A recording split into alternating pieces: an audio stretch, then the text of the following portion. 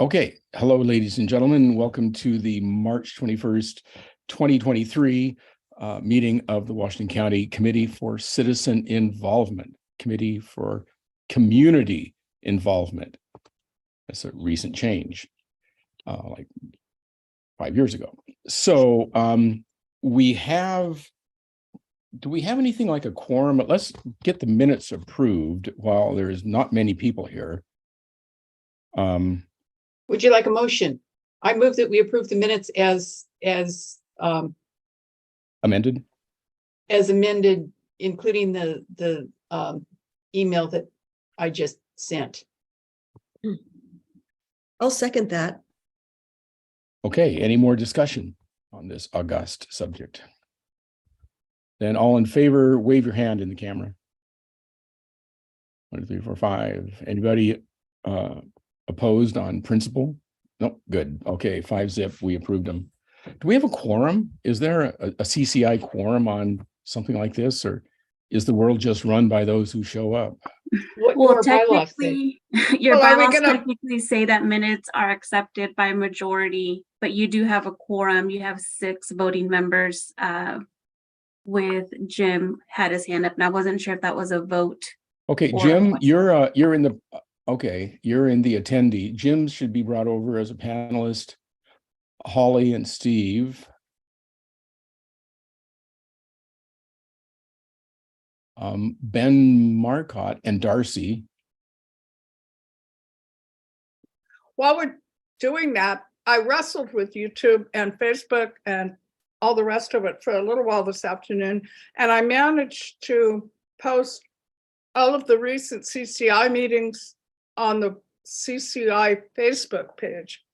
I don't know who owns the actual CCI YouTube channel, but I was never able to take enough command of it to create a playlist and get that going. I'm somehow an editor or something, but I suspect it's Ellen. Well, so and she is babysitting in Florida, and so has a reasonably good excuse for not being here. Okay. So I'm not sure I accept it, but it's not my job. So we want to get Steve brought over as panelist, Steve Kelly, not and Steve H, Steve Kelly. There's a lot of people there that can be panelists. Yeah, Virginia's the host, so she would have to enter all those people until she reassigns me hosting capabilities. Oh, gotcha. I thought you could do it. Okay. Right. So, ladies and gentlemen, this is real-time wrestling with Zoom control. I can't. It just says pin or spotlight. So if you click on my name on community engagement, there's 3 dots. And I'll say promote panelist. So you'll promote this stuff is all. Yeah, so you'll promote me to panelist first, and then when I accept it, then you will promote me. No, you're the host now. All right. This is. I'm hoping Amanda attends, because I had a chat with Bruce this afternoon, and we think there must be some Zoom expert at CAO, YouTube and/or Zoom expert at CAO, and we want to put together a little personal seminar for CPO leaders on how to do all this stuff. There we go. Okay, we're bringing them in. The herd's coming in to roost here. The flock's coming in to roost. All right. Very good. Well, without any further ado, fresh from talking about is Ellen Hotel? Would that be Ellen? Probably. Great, Ellen. Fresh from talking about it at the commissioner's work session today, if I'm not mistaken, we have Steve Kelly to walk us through kind of a Hail Mary on doing something about the climate. So Steve, why don't you take it away? You could would you prefer to be the only thing you see on the screen? Do you have slides? You have slides that you're going to show. I do have some slides I can show. They're very, very similar to the ones that were at the board work session this afternoon. Okay. Jim, you got your hand up.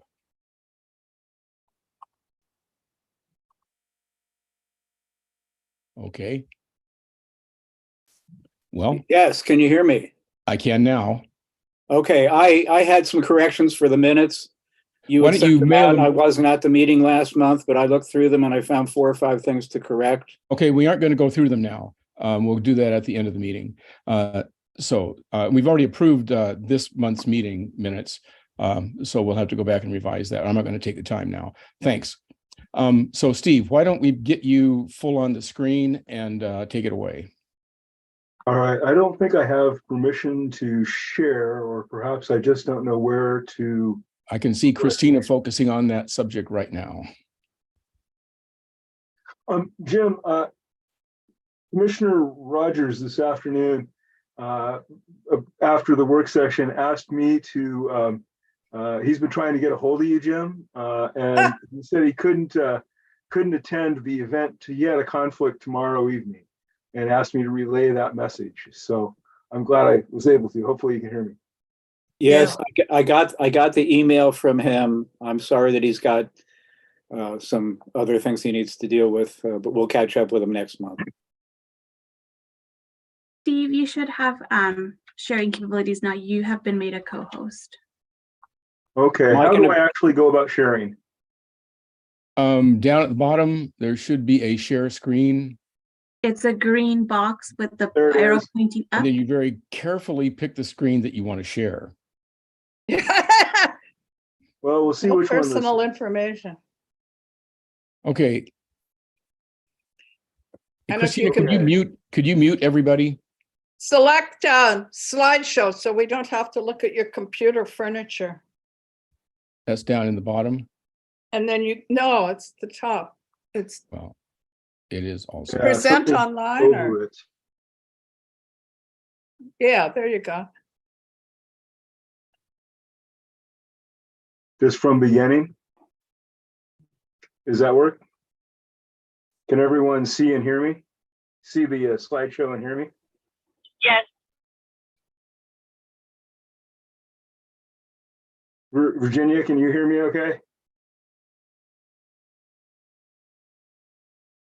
She seems to have reacted to me saying. So as was mentioned, this is a update or a briefing on the new state planning rules, climate friendly and equitable communities. And these new rules are affect urban unincorporated Washington County, as well as all of the cities throughout the county. Please, people, let me know if there are questions or comments. Dive in. I think you guys can all hear me and see the slideshow, so I'm just proceeding as though you can. And Steve, would you prefer that we put questions in the chat or put up our hands or save them to the last, or I what don't works know if best I for can you? see the chat, but I don't think I'm capable of responding to it and responding to voice as well. So tell you what, I will just raise your hand and somebody let me know there's somebody with a question. Okay, I'll try to take the lead on that. Excellent, thank you so Bruce much. can monitor the chat. Great. Right, I'm not going to be able to multitask that much. I got it. Right on.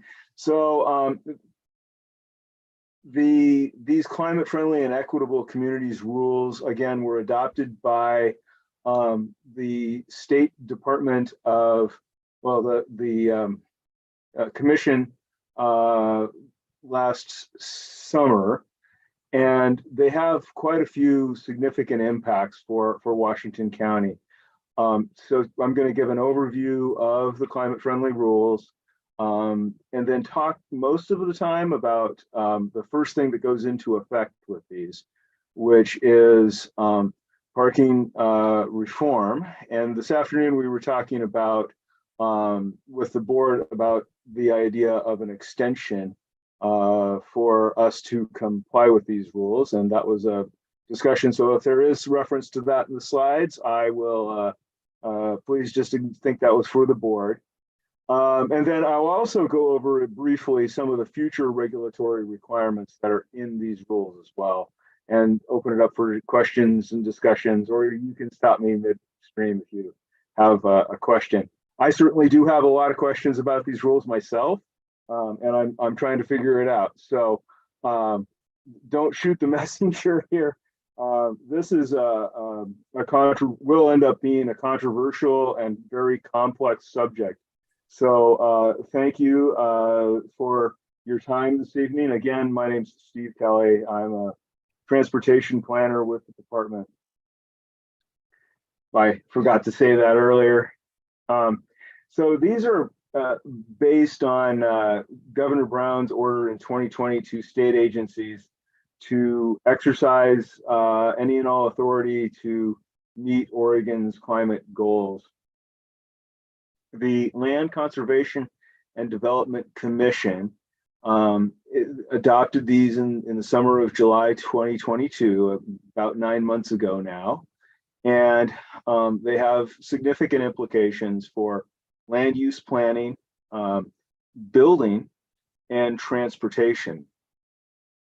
On the land use and building side, Washington County, as well as the cities in Washington County, will be required to designate climate-friendly areas, and those will be similar to, if not identical to, the metropolitan area, the metros, regional centers, and town centers. Also, there's rules related to what they call parking reform, the management of parking spaces in urban areas, provide for pedestrian-friendly and connected communities. On the transportation side, they require that we plan for transit, bicycle, and pedestrian infrastructure, prioritize projects that meet both climate and equity outcomes, and reduce future vehicle miles traveled per capita. That's what the plans need to indicate. So these climate-friendly and equitable communities rules take effect incrementally. And I may use the acronym CFEC or CFEC. And if I do, that's what I'm referring to. I'll try not to.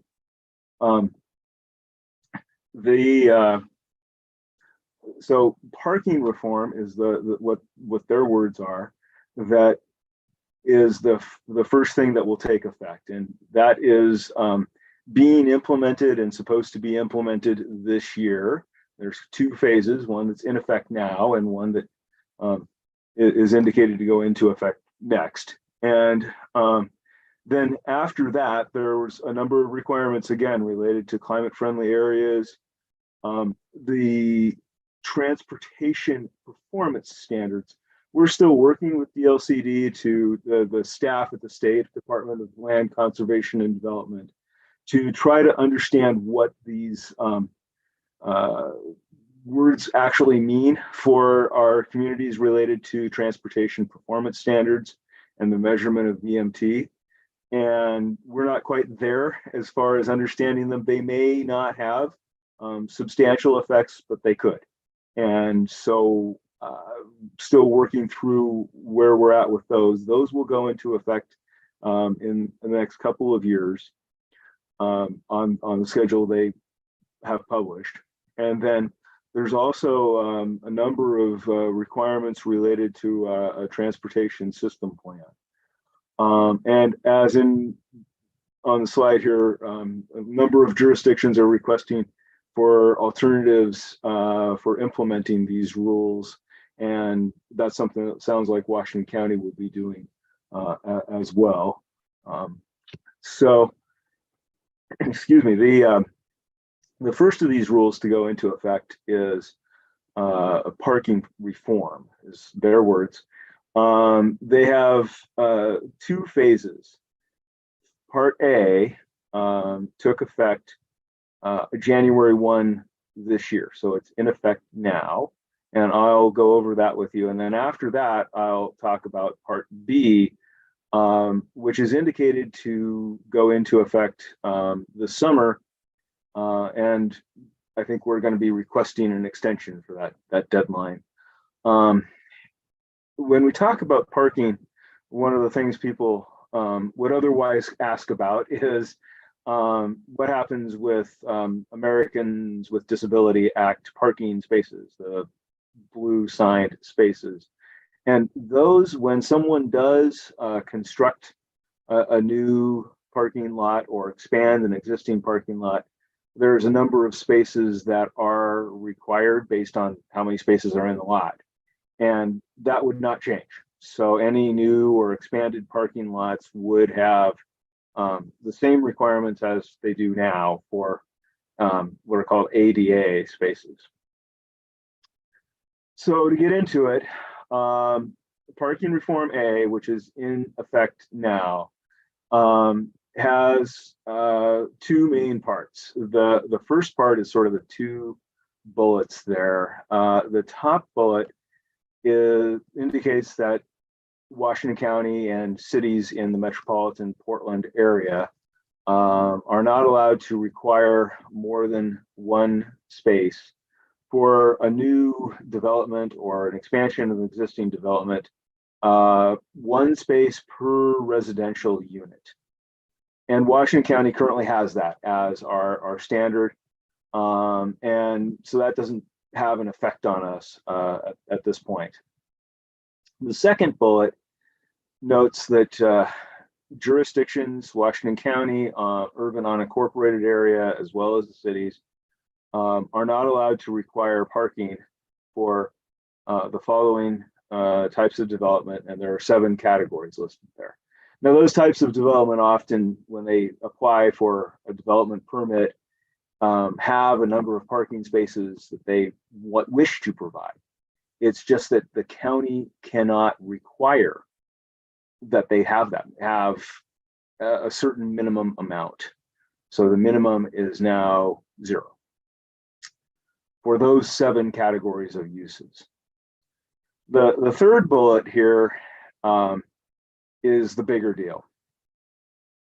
Jurisdictions are not allowed to require parking spaces for new development on lands within 3/4 mile of a rail transit station, so that includes Wes and Max, or within a 1/2 mile of a bus corridor with 4 or more buses scheduled to arrive per hour.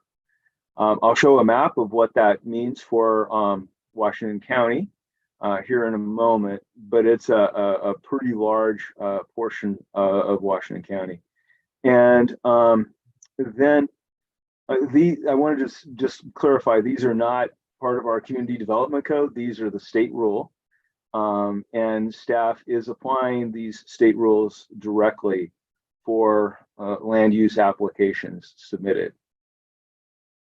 So here is a map of the county, which indicates the portion and area that are both within the rail line stations or within a 1/2 mile of what they call frequent transit, 4 or more buses per hour.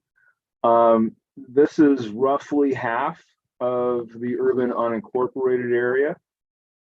And there's a couple of important things I wanted to say, but I wanted to make sure I got them all in my notes here. So again, these are in effect now, and yeah, they're roughly half the urban unincorporated area.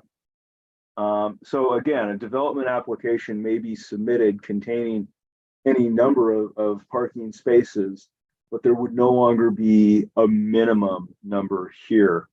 And this map is also used in other parts of the parking language of the rules. So it does have several other effects besides no longer having minimum parking within these areas. And again, this is based on existing transit service, and we do know that the transit providers, TriMet and others, are working on service enhancement strategies and plans. And we do anticipate those to change, and we will need to update the map when they do.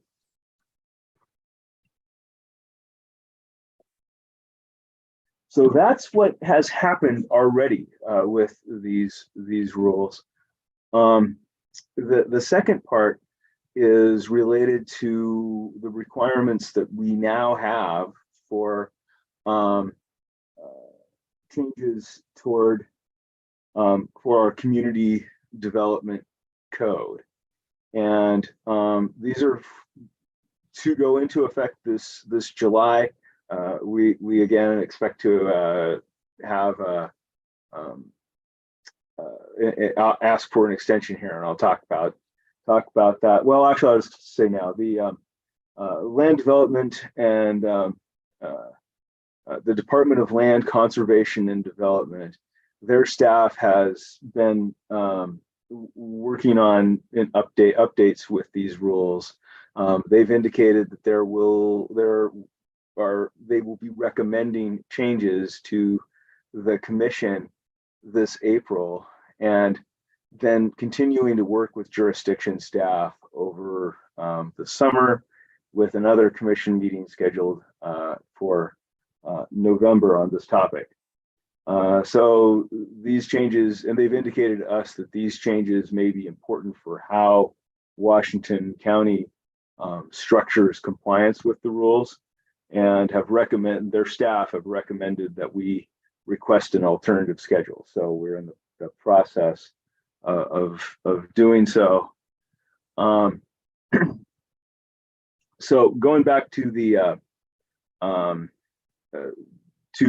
and 2 numbers here, there's several parts of this new requirements for community development codes, both on the urban unincorporated area as well as within municipalities. The first part would result in either removing all parking mandates throughout the urban unincorporated area. Again, their language on parking mandates, it means no minimum parking in the other half of the urban unincorporated area. And then if someone does build a parking lot, they would have parking area maximums, how many they could build based on the size and type of category of their new development, as well as new requirements for the attributes of those parking lots. So I see a couple items come up in chat, but they didn't show up so I can read them. Were there questions? Yes. Shall we look at some of the things in the chat? Mary asks, do new parking rules apply to areas outside the urban growth boundary?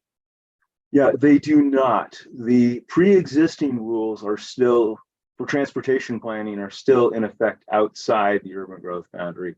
These only apply within the within the urban growth boundary. So is there handicap parking? You talked about businesses having handicap parking. Is there allowances for residences to have handicap parking for people with disabilities?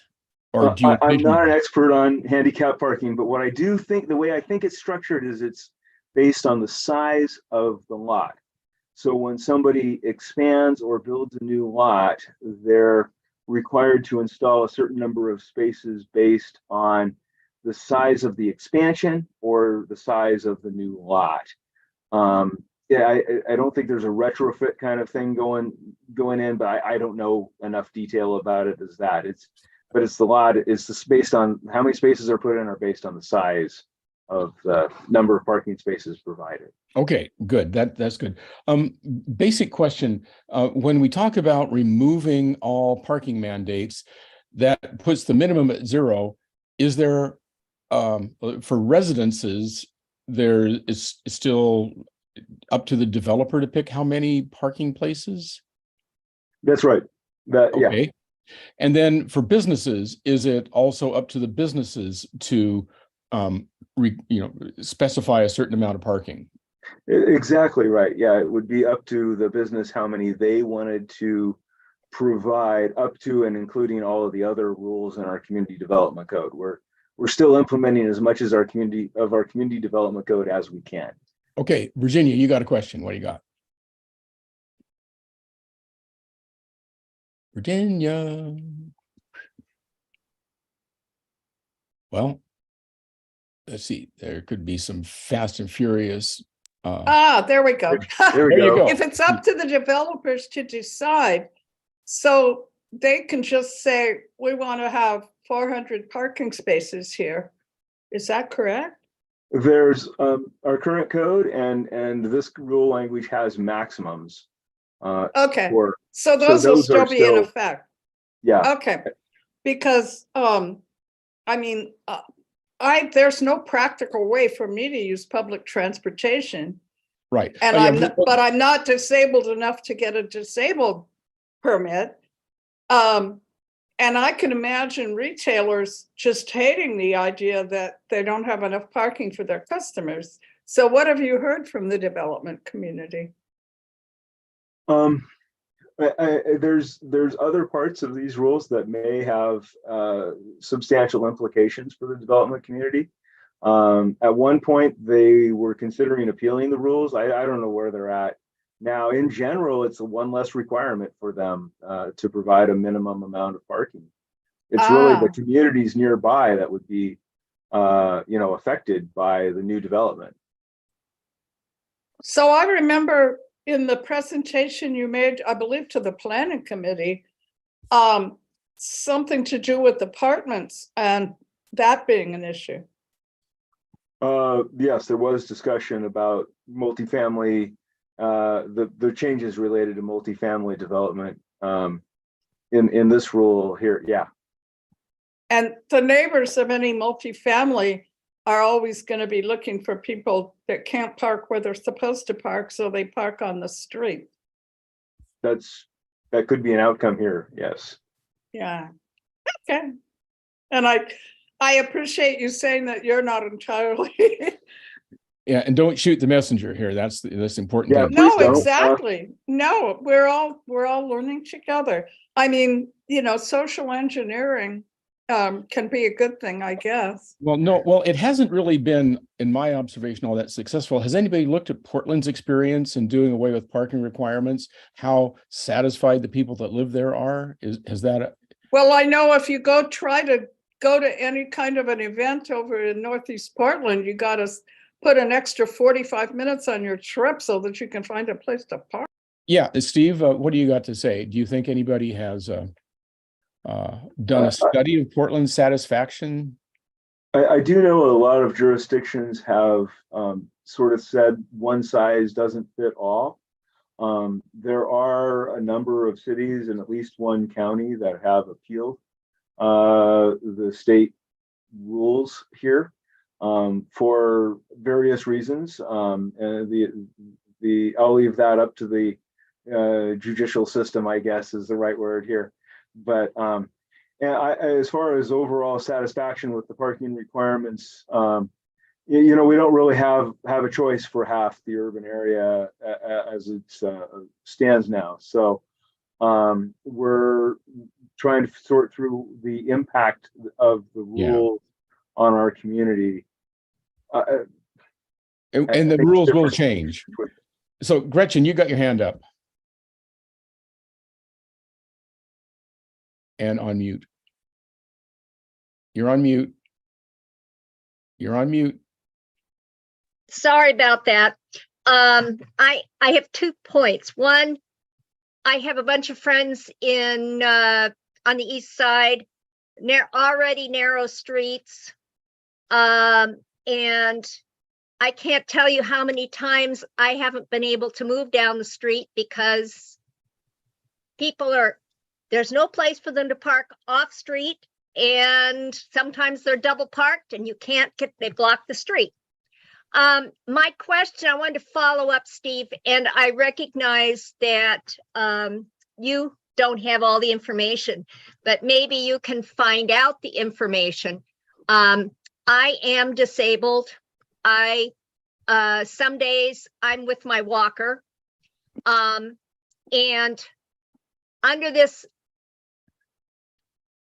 as you presented it, and I understand you don't know what the specifics are for people with a handicap permit. It seems to me that some more filling out needs to be done as to how people who have a disability are going to be able to manage in a new development, because of course, and I'm in King City, I would say 80% of the senior population here couldn't walk a quarter of a mile to the bus on 99W, which we're lucky if it comes twice an hour. So those are two really serious issues, particularly for an aging population, which we are all seeing happening. Thank you. If you I could totally get back understand. to us, I would appreciate that.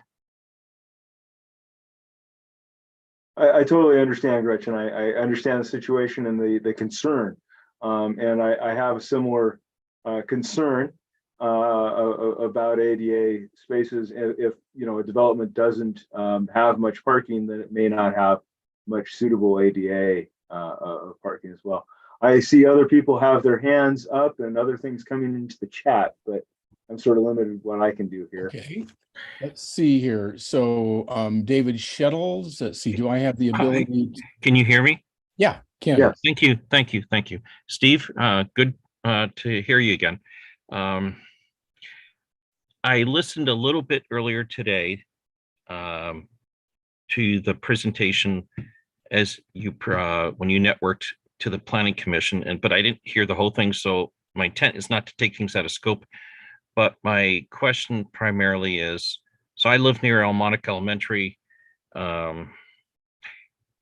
I probably misheard something, but as we move down, as this is all implemented, and my immediate concern is in the residential development, in the subdivisions, what's really being discussed behind the scenes? Do they want to, I've already had some neighbors ask me to ask this question.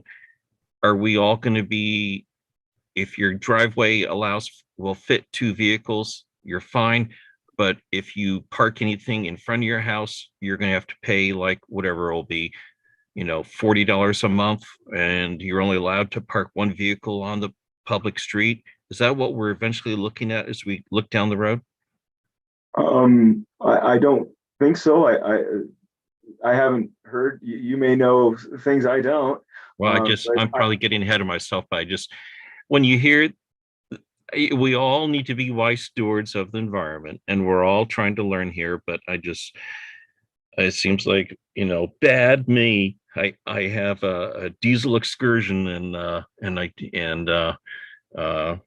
shame on me, but we're all gonna have to learn how to park better and wiser now. Well, I think, Steve, you bring up a really good point that the quality of life is definitely a consideration here. And I know as Virginia said, going to the east side of Portland and trying to find a parking place for an event is increasingly difficult. And I can't imagine that the people that live in those areas are enjoying a high quality of, it's a high quality of life, but does it detract seriously? So Virginia, what do you got?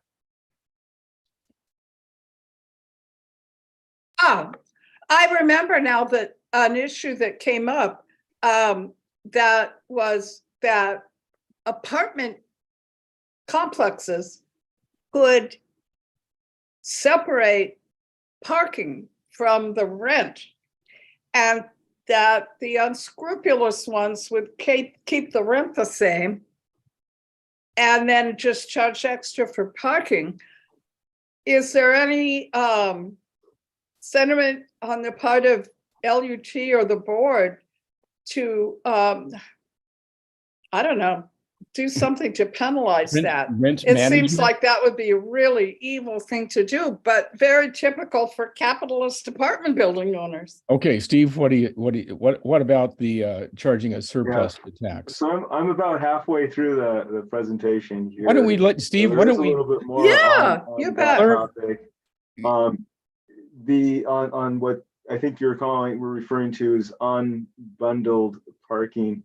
But this is a really, really complicated discussion and a really complicated an extremely complicated set of rules.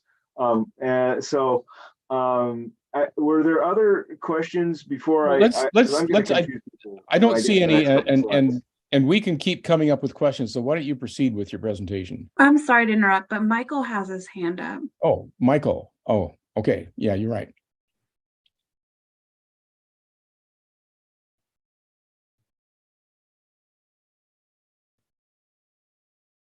What I'm wondering about is a couple of things. One is we're talking about along bus routes and max blasts. I have ridden them in the past. I don't ride them that often anymore, but when I was riding them, I didn't see a lot of shoppers for Costco, Winco, Safeway, or any of the other grocery stores. People don't go shopping riding the bus, riding the max. I think Virginia and a couple others brought that up. The other thing being is there's some apartment complexes that were built along the max line that had to meet certain parking requirements that gave them huge parking lots at the time. Are they going to be able to, under these new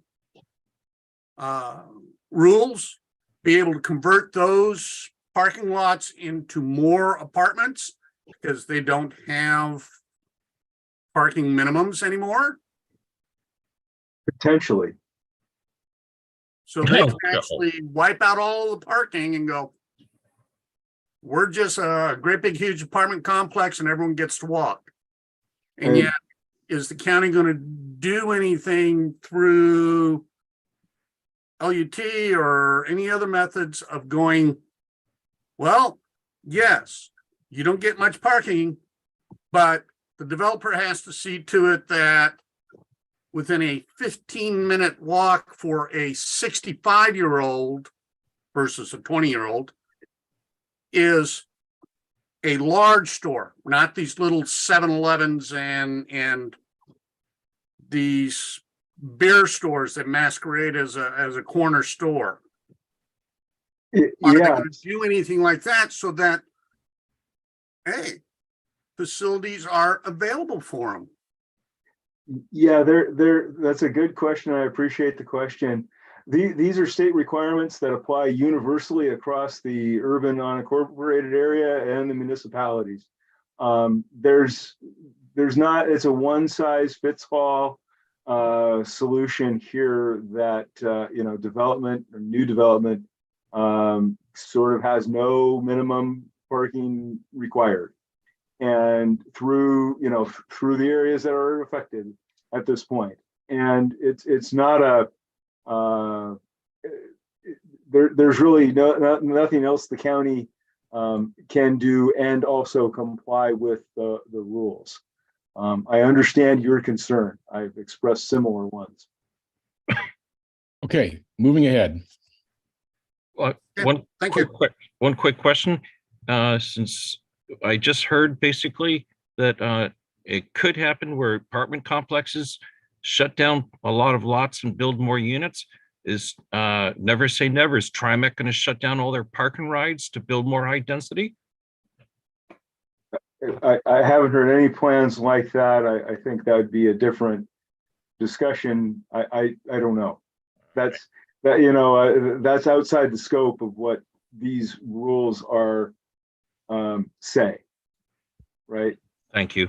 I don't know how individuals will react to new development standards and what other government agencies might do. We don't know yet.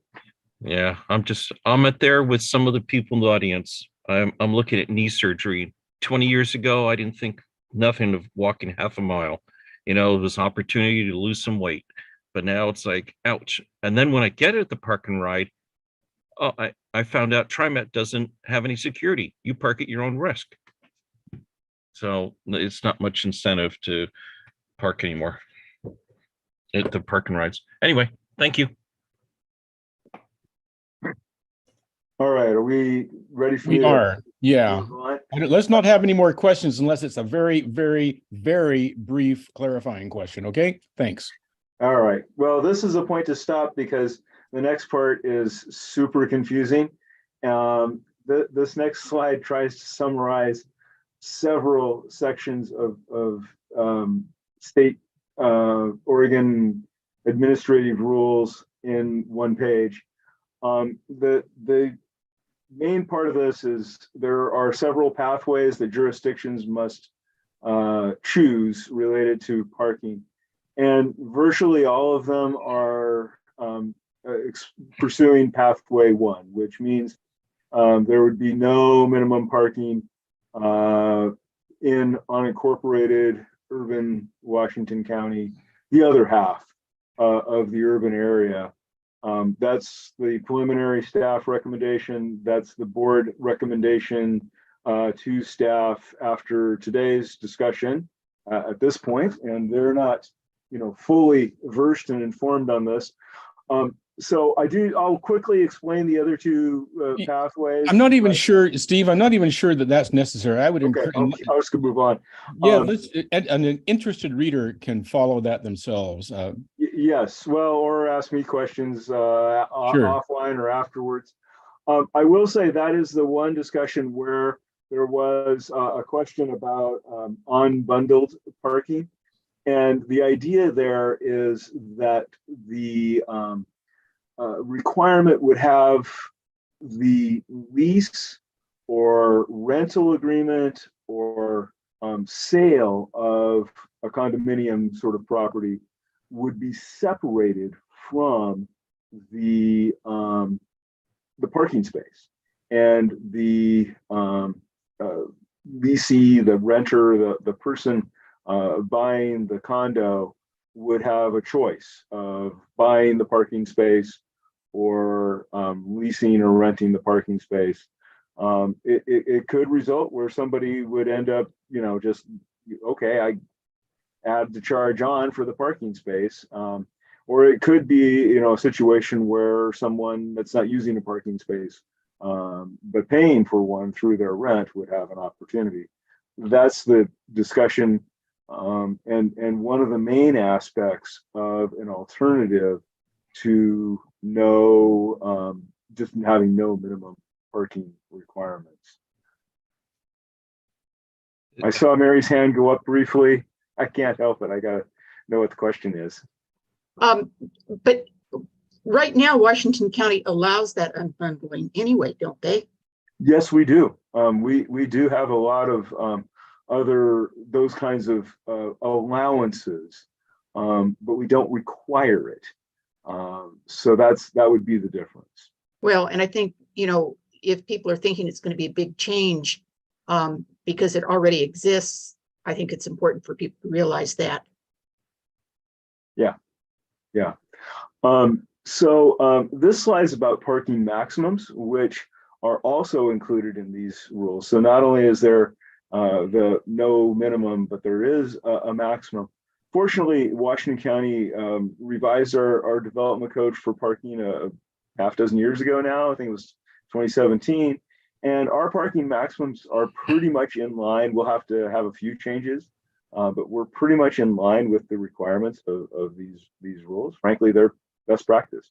So we saw a few changes we would need to implement.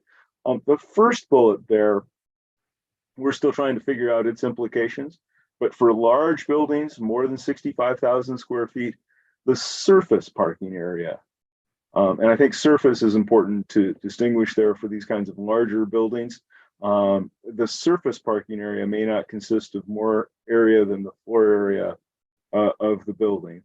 That doesn't mean there couldn't be tuck under or some other arrangement of the building and parking.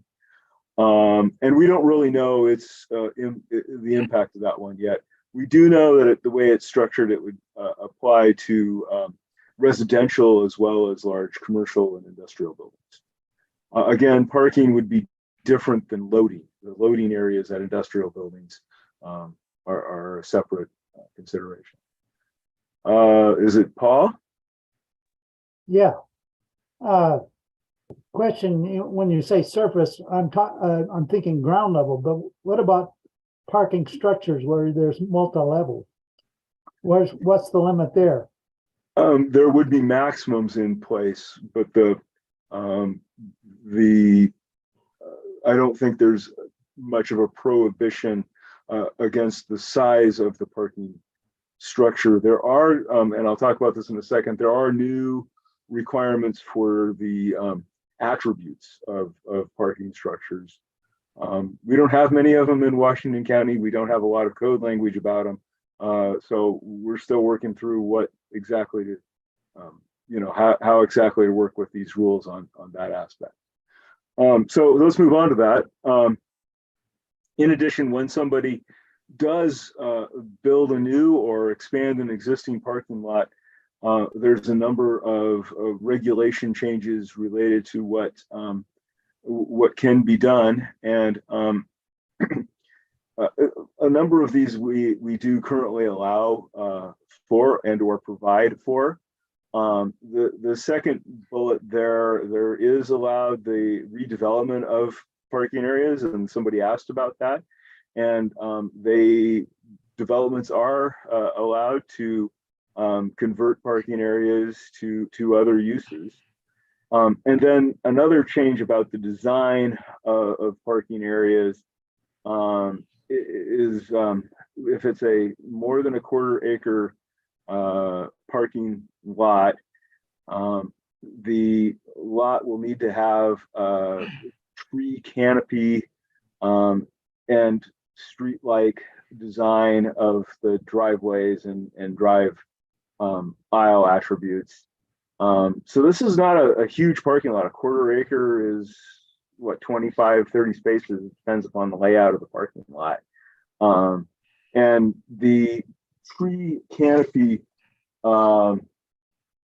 regulation is something we don't have in Washington County at all now. We do have an approved street tree list, but we don't know the attributes of the tree canopy of those approved street trees. So we're still working on what that might mean. Furthermore, and this was a question that came up at the Planning Commission as well, when a new development goes in with 5 or more multifamily residential units, the development will be required to provide electrical service capacity.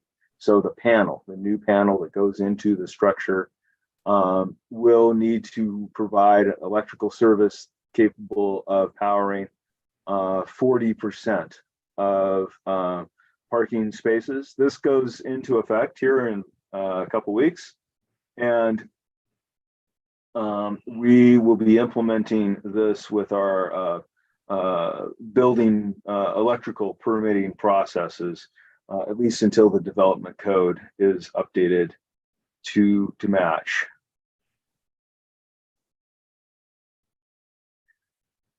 There was a question about what other jurisdictions are doing.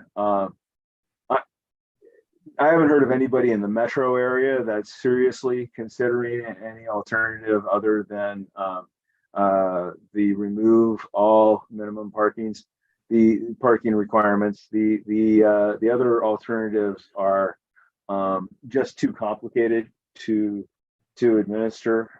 There has been discussion about them as possibilities elsewhere, but in other parts of the state, but it seems pretty limited that it would actually occur. We will see.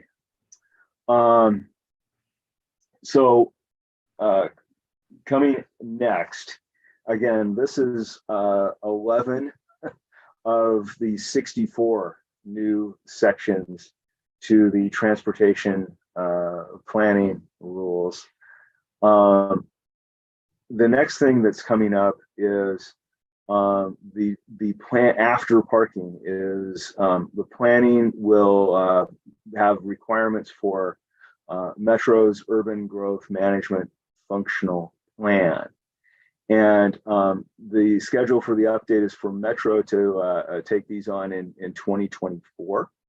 And then Washington County would take these on in 2025. That's the schedule in the ordinance, in the rules now. And Washington County is likely to ask for an extension. I don't know how that plays out at the regional level yet. I do want to point out that the amendments in Metro's Urban Growth Management Functional Plan are likely to have implications for the Raleigh Hills Town Center, and we may need to do additional planning after Metro's process is complete. We will know more as we work with Metro on the next step after we get through the parking adjustments. And there may be, at the same time, additional requirements for development within other climate-friendly areas, including, regional centers and town centers. In addition, I'm just going to get through the slides as it stand, and then in addition, when we do update our transportation system plan, we'll need something of a parallel tract for amendments to our community development code. There are a number of other adjustments to land use planning requirements once we have updated our transportation system plan with a major plan update. So go ahead, Stan. Well, that's actually the question I have is this program being coordinated with TriMet, not to be confused with TriMax, to increase transportation frequency to offset this restriction of personal vehicle parking limitations?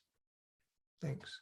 Well, yeah, as you mentioned, TriMet is a separate agency, and they have separate funding source and operate with a separate board. They don't have land development requirements. So, and they don't have any more funding. This is an unfunded mandate from the state. So there's no additional transit service provided right now. Again, it'll take a while for new development to go in, and these changes to occur will affect our community for years to come. The TriMet service today will likely be different in the future. Well, I'm certain of that, but the part of the outcome of living here in the county versus living in Portland is the reason I also don't go to downtown. I will go anywhere else. I will go to Gresham. I will go to Salem. I'll go to Hillsborough. I won't go downtown if I can at all help it, because it takes, trying to do public transportation and just even getting to the airport takes twice as long as what I can do if I simply drive. At the right time of day. That is totally inefficient. Yeah, at the right time of day. So the worst part of the day, there's no way of getting there. Right. So we are coming up kind of on our time here. We've asked a lot of questions. We've got a lot of answers. Picking through the slides that are you on the last slide? I don't think so. I think I'm pretty close here. Let's see. There's a little more about our transportation system plan update. There are different requirements for a major and minor update, and what we can do before we get to a full update of our county-wide transportation plan. When we do update our plan, we'll need to demonstrate a reduction in vehicle miles traveled, and that's something that our staff is looking forward to taking on. In general, our current plan is relatively consistent with these requirements there, certainly we'll have some new work to do, but to comply, but we're not too far off base here. And then we did work with the board. They did ask us to ask DLCD, the State Department, for an extension of the timeline. They suggested 2 years. Ask for 2. Hopefully, we'll get considerable amount. And then just next steps, we will be carrying on this discussion more at the Planning Commission. I am here today to sort of go over what the impacts of these rules are, and we'll be working through how to comply with these rules as next steps. And with that, I'll just put my email address up there in case somebody has a question or I said something that they didn't. You thought about it later and was, what did he say? So feel free to email me on that. I'll try to get back to you best I can. These are complicated. Well, I'm taking away your statement that LCDC is still looking at changes to these rules. So I bet that there's a lot of potential give and take in what we're going to be looking at ultimately when this thing hits, because the lawsuits have not started yet either. That's right. And so I think that we have pretty much asked all the questions that we have time for. Steve, if you would like to make a closing remark or two, you'd be welcome to. Did I stop sharing here? Yeah, I'm welcome to take questions offline. I appreciate your time this evening. This is a really complicated set of rules, and we're going to be struggling through this as staff and as a community for a little while here. Yeah. So I really do. I appreciate your time and attention this evening. And frankly, I look forward to working with you guys and others to figure this how to respond. So thank you. Okay. And I would like to just say that a lot of people here are getting older, and I heard a number of people say, take the mobility of elderly people into account in all things transportation system. I think that I speak for myself as well as all the other people that would consider themselves old here, that we probably aren't considering the needs of the elderly as much as we could in our transportation system. So, and like I said, not all of us have enough disability to get a permit. Yeah, I could not agree more. I mentioned we have crappy step. TriMet service too. Well, we have the TriMet service that the usage supports, and we don't have enough TriMet usage to support it. So, okay. So thank you very much, Steve. Good luck to you. I don't want to trade places with you on this subject. I will trade with you if you want. So I don't shoot the bearer of bad news here. This is a really complicated and impactful set of state mandates. So here we are. Please use us as a sounding board anytime you want, because we do have our CPLs that we can go to and ask them what they think. Thank you. I expect we'll be back before filing an ordinance. So again, really appreciate your attention this evening. Thank you very much. Okay. So in 2021 or 2020, we awarded the Tualatin Hills Visioning Task Force the Harold Haynes Award for the work they did. In particular, the work they did, and it was the crew that they gathered together to do it. They had quite a diverse group of people, and they won 2 national awards for the effort. And I'm looking. We invited Holly Thompson from Tualatin Hills Park and Recreation District, the unpronounceable acronym, to come and share some of a brief discussion of the project. But I'm really curious how you got such a good diversity of members on your visioning task force. So Holly Thompson, here you go. All right, Bruce, thank you for that warm welcome. I'm just going to invite everyone. I don't know about y'all, but I'm still adjusting after 3 years to the virtual world. And one of the things I miss is when talking to folks, seeing reactions. It really kind of gives me energy and helps me sort of calibrate. So if you have the ability and it isn't inconvenient, I just want to invite folks to turn your cameras on because I really love seeing people's faces. So I can also watch the chat and hands, and I'm happy to respond and stop and answer questions. But I always like to invite people to turn cameras on. If you don't, no judgment, I understand. But it definitely makes things much more pleasant, I think. Okay, so I am getting ready to share a PowerPoint. Can y'all see the screen? Are we good? Awesome, thank you. Bruce, thank you for that warm introduction. I'm Holly Thompson. I'm the Communications Director at Tualatin Hills Park and Rec. You're absolutely right. The acronym is very challenging to say. So we just say THPRD, but it is not a word you can put together. And I'm here tonight to talk about our community visioning process. I was asked to speak about the process, talk about the structure. And so I modified an old presentation. I won't spend a lot of time on details, but I wanted to talk about lessons learned as we went through and kind of try to share those aha moments that we had. Just a little bit of background, sorry, I'm moving too quickly.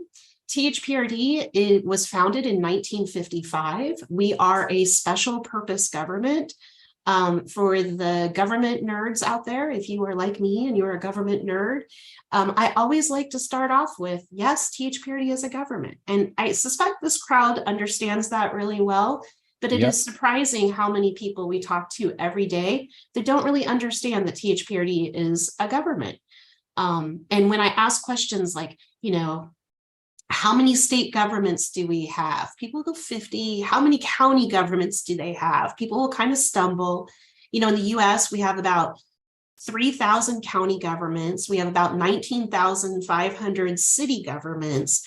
But special purpose districts, which are often called the hidden form of government, are actually the largest form of government in the United States. Over 51,000 special districts in the United States as a whole, oftentimes water districts, sewer districts, park districts, school districts, right? That's one that everyone kind of understands. So we are a very part of a pool of a very large form of government that we don't always kind of think that way. And we are the largest park district in Oregon. Our mission is dedicated exclusively to park and recreation services. And if you look at the screen, the lady, the only black and white photo there is Elsie Sture, our founder. And for 2 years, Elsie went around her community. She was a Beaverton High School physical education, Beaverton education teacher. And she thought we could do a better job having dedicated park and rec services. I don't think that Elsie and the original community activists probably envisioned what THPRD has become today. At that time, they were hoping to think about a pool or a park with better playground equipment. They just wanted some dedicated attention to park and rec services. But because of their vision and their foresight, here we are today. So I always like to go into visioning talking about Elsie because before Barack Obama made that community activist term well known, that's how THPRD started, really because of folks like you who showed up, who said, we can do better, who challenged their government to do better, and then said, you know what, we're going to organize and we're going to make things better. And I think that's a great origin story. Thank you for that introduction. Oh, you're welcome. It's kind of empowering. And I think it's really great to know that that is literally how we came about. So here we are, all these years later from 1955, and I can't do the math right now that quickly in my head, but we serve a population of 270,000 people. We're about 50 square miles, and we have a range of services meant to take care of folks from the beginning all the way through to the senior center and staying active and staying fit. And the mission is to make sure that no matter who you are, how you are, you all have talked a lot about things we talk about every day at THPRD: ability to participate, inclusion, what it takes to help people be part of programming. That's what we're here for. So we're here for dedicated park and recreation services to serve the whole community. I was asked to share a little bit of information about our organizational structure. So I added this slide here just for you. I always like to start with at the top. We exist to serve the people who live within THPRD and the greater area. And they are the most important, right? It's the people that we serve, that's the reason we exist. We are governed by a 5-member board of directors. Those members are elected at large, which means they represent the whole of the district. And those 5 directors have responsibility over our budget, over policy, and they decide who the general manager is of the district. The general manager then runs the day-to-day of our administration, and we restructured during the pandemic. It has been a very different 3 years. We look differently than we did 3 years ago, and this is our new organizational structure. So we have 5 divisions within THPRD. One of the best things I think we did during the pandemic was to really think about using that opportunity to reconfigure the organization in a way that makes sense. And one of the biggest changes was creating the Park Services Division, which really aligned our parks from infancy to maintenance. So what do I mean by that? In our old structure, these functions had been distributed in different places. And we said, and it was like, we're a park and rec agency. Why do we not have a department that manages the life cycle of a park, from acquisition, from planning, from design and development, including nature and trails, and then maintenance throughout? So putting all of those disciplines and all of that staff under one umbrella has really paid dividends for us. And we're seeing it really create better connectivity among our staff and these teams. And the Park Services Director, Aisha Panis, also serves as our Deputy General Manager. Our largest division is our Recreation Division. This is all of our professionals who work to provide directly recreation services. So think aquatics, think all the activities in our recreation centers, our sports programming, and our inclusion programming. So this is our access for all, ensuring that anybody experiencing disability can participate in all of our programming. I'm the director of our communications division. When I started at THPRD in 2018, I was one of 7, but because of restructuring, our division took on more. So now I oversee both the communications team and our equity and engagement staff, as well as our safety services. So that's the staff formerly called Park Patrol, the folks that are out keeping our parks and trails and centers safe, as well as information services, or IT, and then community programs. So our events program, all of our district-wide events, our volunteer program, and I also oversee our financial aid program. That would include the Cedar Mill Cider Festival, wouldn't it?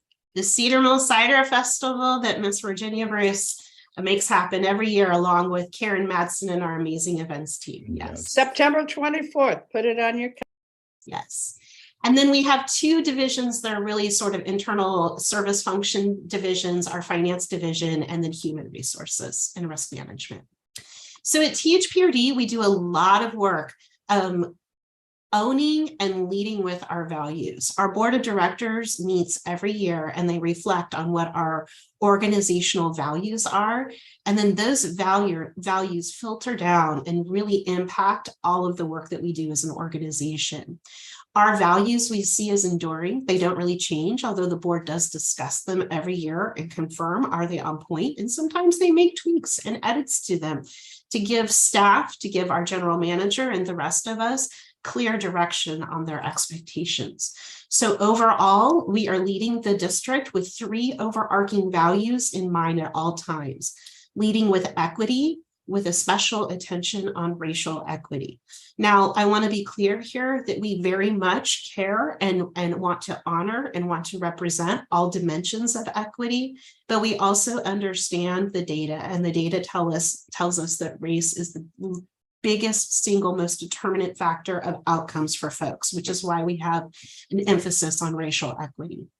We also value environmental stewardship. We understand and appreciate our responsibility as stewards of land and the responsibility to leave that land better for the next generation than the way in which we inherited it.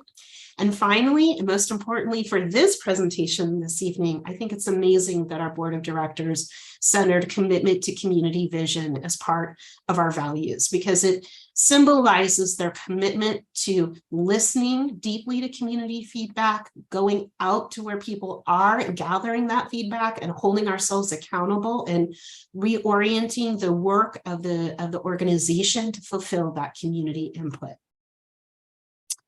So what was the visioning project?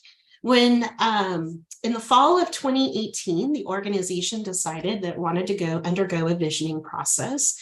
And it was because there were so many changes in our community. You all talk about this all the time, I'm sure, as well, from population growth, changing demographics. And we had not done a whole-scale community engagement effort like this before. You know, all government agencies are really good at listening to the people who show up at meetings, but we know what a small number of folks that is compared to the whole population that we serve. And so we wanted to go out into the community to connect with people where they were and understand what their priorities were for the district so we could build a plan to get there. Now, I've had this question about how reliable is that visioning information that you got? You know, yes, 2018 was pre-pandemic and not that long ago in mileage, but feels really far in life experience, right? And my answer is, I'm so grateful that we did visioning when we did, because it is a solid roadmap of people's priorities. And this information is absolutely helping us make critical investment choices now when our budgets are even tighter than they were before the pandemic. It has been a real value add for the district and a gift, and helped us center on what's most important to people and help us make some tough choices. So it's been incredibly valuable. So, Bruce, to your point, how did we get started? Well, we started first by putting out a call to the community, asking for folks to join us, to build our bench, to help us connect with the community. And we were so lucky through our marketing efforts and our communication that we were able to recruit and attract amazing members to our visioning task force. We had 7 different language abilities represented on our task force. We had BIPOC members from all over the world. We had LGBTQ+ member. We had multi-generational. We had high school student. We had a college student, and we had all the way through to retirees. So, and we were actually for THPRD pretty well distributed geographically throughout our district boundaries. Now, so I'm curious how you did outreach. So if you could include that in the. It's coming. Okay. It's coming. But the most important thing, and the reason I start here, is because we started by recruiting people who looked like the communities we were trying to reach and listen to their advice on how to reach communities. And one of my best learnings is listen to your volunteers. Go where people are, and don't, I'm going to have to be careful with how I say this. Staff are not the best ones to be leading community engagement conversations directly with people. You're so much better off in the hands of volunteers, having real people have real conversations, because they're relatable, they're likable. There's not an agenda. You're just able to give your input and for it to be accepted and to have a conversation. Who are the volunteers that you're talking about? They were our visioning task force. Okay. So when we signed these folks up, right, we offered, what are some things that we did? We offered honorarium for their participation. So people received a year pass to THPRD programming for participating, but we asked that they commit to attend at least 10 outreach events for us. And by attend, meaning they were the ones doing the outreach work. Jess Breed and I trained them along with consultants. So we did practice sessions and we had all the materials set up. We co-produced creating all the materials, and I'll get to a slide on there. But we actually, we literally worked with our task force to parse out what are all the different methods that we should use to give information. Where should we go? How do people like to share information? We talked about some people are introverts, some people are extroverts. So you need ways to capture things for people talking. You need ways to capture things for people to just write something down and drop it off. Some people are digital. You know, everyone thinks that phones have saved our life and made everything easier. All this technology has done is created more ways that people expect you to allow them to communicate and more things that you have to manage and do. And so we really used all of our volunteers here, those folks right there that you see in that picture, to literally be the ones out in the field doing the work, getting the information, and helping us determine the methods that we would use to do that and gather that information.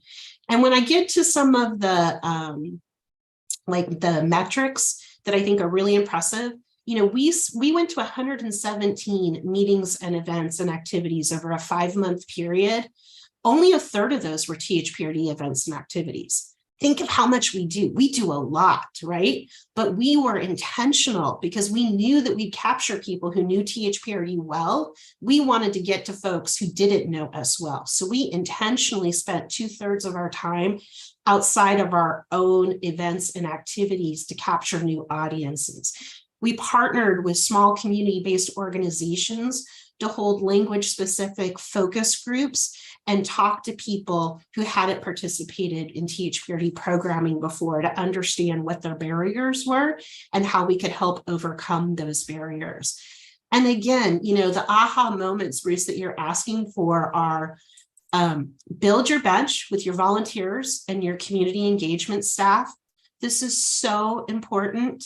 You know, your Washington County is doing an excellent job investing in community engagement. I am honestly really skeptical when government agencies rely too heavily on consultants for this work. If you're not investing in your volunteer base, and if you don't have 1 or 2 community engagement people on staff who really know what they're doing, you got to think about what you're prioritizing. And you can't, community engagement is an actual professional expertise, right? Not everyone can do community engagement. Just because you took a class in school on it doesn't mean you're awesome at it. So you really want to have people who know what they're doing, work with your volunteer base. Consultants don't know your community. They don't know your details. They're not going to do well out in those conversations. They don't pass the authenticity factor when talking to people. I'll be honest, I've seen too many Portland consultants out trying to talk out here, and they have no sense of the communities that they're in and they're talking. So really having localized support is really, really important. Offering language specific support is really important as well. So we were translating into many languages. So, you know, that outreach that we did, we were able to connect with, like I said, over 10,000 people, and their goal is to hit 10,000 people. Now, I managed the Beaverton community visioning process, and the first time that I managed the first round and then the first update, the first time the Beaverton community vision went out, they hit 10,000 people. It took Beaverton, it took us doing that about 1.5 years to hit 10,000. So to hit 10,500 in 5 months tells you how out and about our volunteers were and how much they did. They were absolutely dedicated and amazing. I am shocked that they got these numbers in 5 months, but we recruited people who just wanted to keep going and going and going and were dedicated, right? So that's also part of the success. Recruit people who are passionate about doing this because they're going to keep going. Just support them and get out of their way. If you are hiring consultants or you're assigning staff, they're not going to have the same passion as people who are absolutely committed to wanting to make their community where they live better.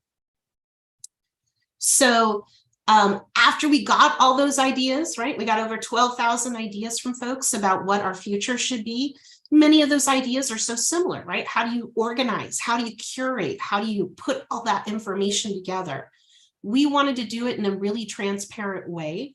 So as we identified our core goal areas of what all the data could kind of filter down into, we organized teams around each one of those four goal areas. But those teams were really powerful. They were made up of staff. They were made up of agency partners who might have a role to play in that area. They were made up of people from community-based organizations, and they were made up of people from our advisory committees who know THPRD. Each one had a member of our board of directors in there, and each one had 2 to 3 of our visioning task force members in there.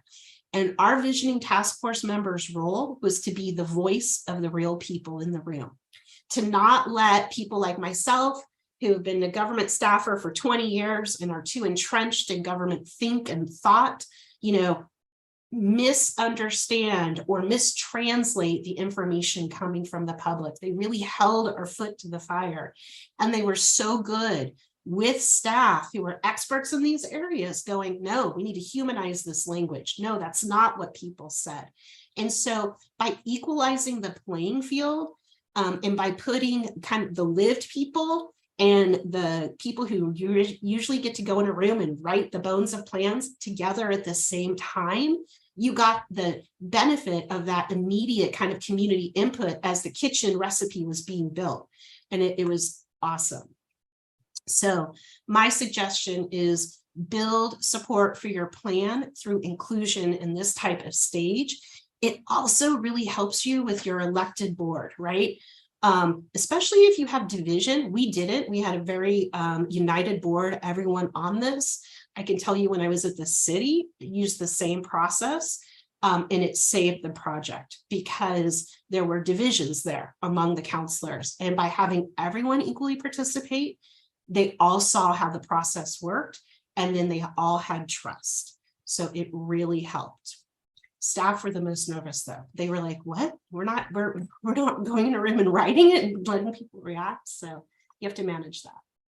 These are some comments that we received from folks, and I just wanted to share them. I won't read them. If you have a second, you want to reflect on them, but they're participants in their own words, talking about the quality of the process and really speaking to the quality of the co-production. I want to say Shreya Jain, who's in that photo, she was a graduate student at the time, and because of her involvement in this project, it confirmed what she wanted to do for her career, and she's gone on to work as a professional in public involvement, which is just so cool. So after we did the bones of the plan, we then went back out into the community and did survey work to see if we got it right. Our survey numbers are really low. The survey hit right about the time that everything was closing down at the beginning of the pandemic. So our participation at this was really impacted by the state of the world at that time. But we felt good by the results that we did get, that it affirmed, it really did affirm everything that was in the plan, and the visioning task force reviewed those very carefully to put their final recommendations together. We then created a plan. And these are our 4 overarching goals for the visioning plan. It is not meant to be prescriptive. It is not meant to say, thou shalt do these things. What it is meant to say to THPRD is, in these areas of being welcoming, inclusive, accessible and safe, preserving natural spaces and play for everyone, these are the things that matter the most to us. This is what experience we want it to be. This is the direction we want to see you head. And it was always our intention that then THPRD has to pick up the responsibility to go, how do we actualize that? So that's what I'm going to talk about in just a second. How do you move visioning into action?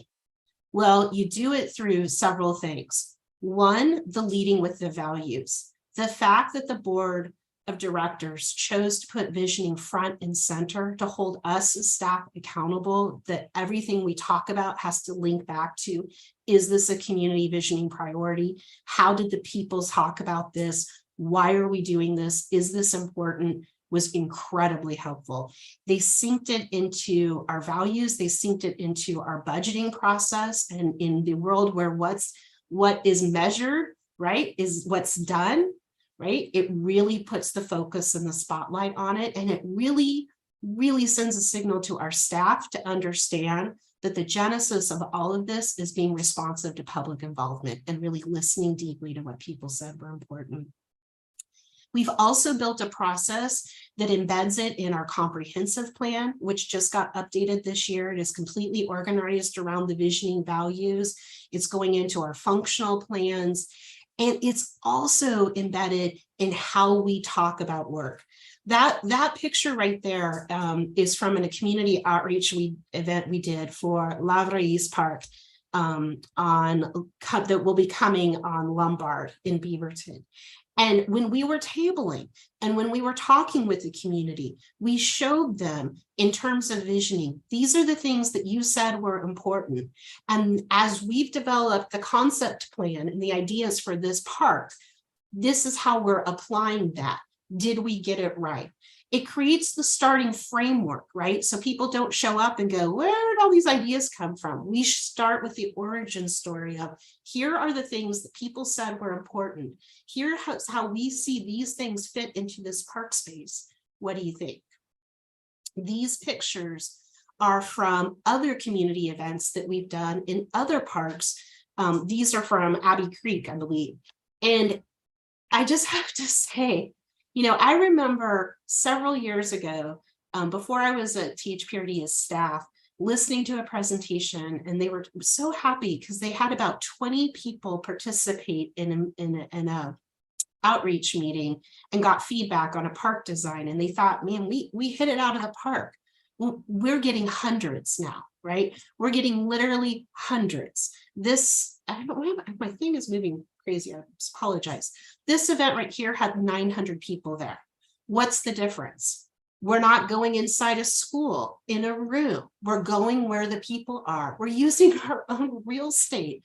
We're so lucky. We're a park district. We have natural gathering spaces. Why are we trying to do public involvement anywhere else than where you can throw a party and get people to come? And the reactions are so completely different. And I don't know about you, but there's nothing more fun than watching a park planner design a play structure with kids' input, right? Like, they're the target audience. They're the ones who ought to be telling you what they want, right? To see the parents sitting there going, and add the shade, and add the water fountain, you know, like they're talking about the different things that they wanted from their perspective, completely different experience.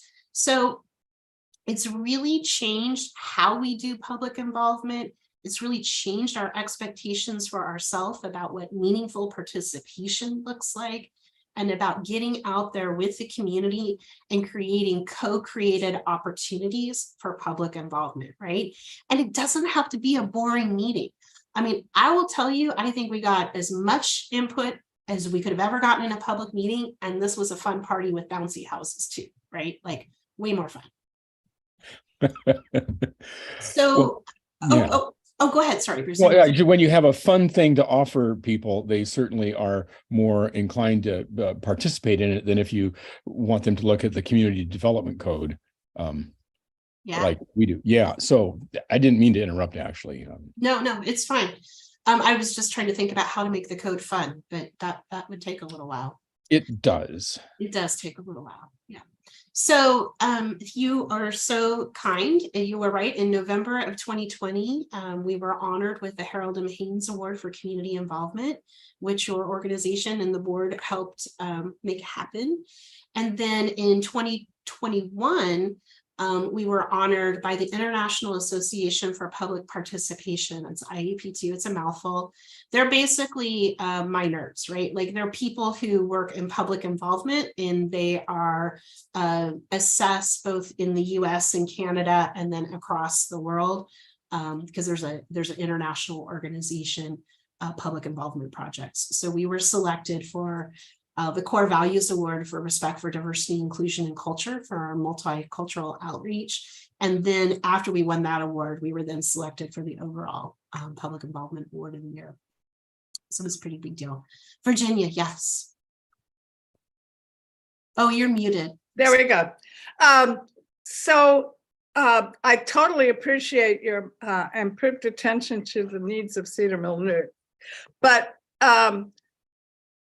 ever since I was on the Parks Committee, I've been advocating for another component of THPRD, which is communication about the land that you manage.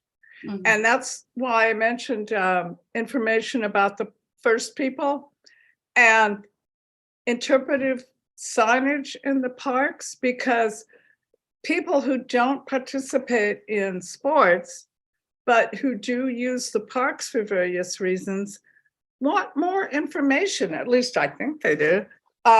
Like what pioneer previously had this land, and what native population previously lived there, and what are the various natural features and connections, and so on and so forth.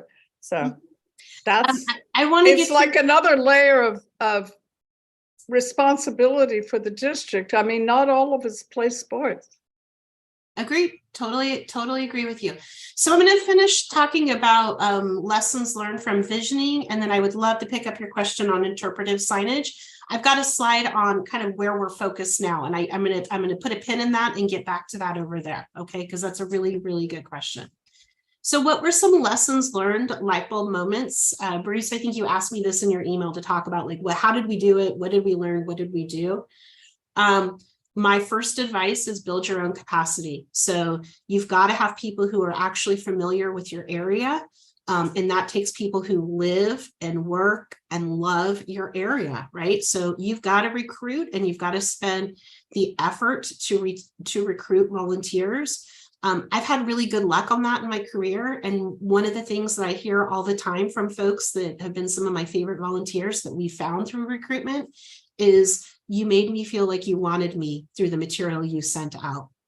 And what I mean by that is it can't look like everything else, and it can't speak like everything else, and it really can't talk like government, right? It can't sound so formal and dominant culture. It needs to be in human speak. It needs to be in non-government speak. You need to tell people what you're looking for, the quality of character that you're hoping, and what fun they're going to have working on, like what's the true purpose. And that, we put out some sort of a call for mission-oriented people who wanted to make their community better, and that's what we got, right? And we put calls out for people who reflect the community, people who really live here and are committed to it.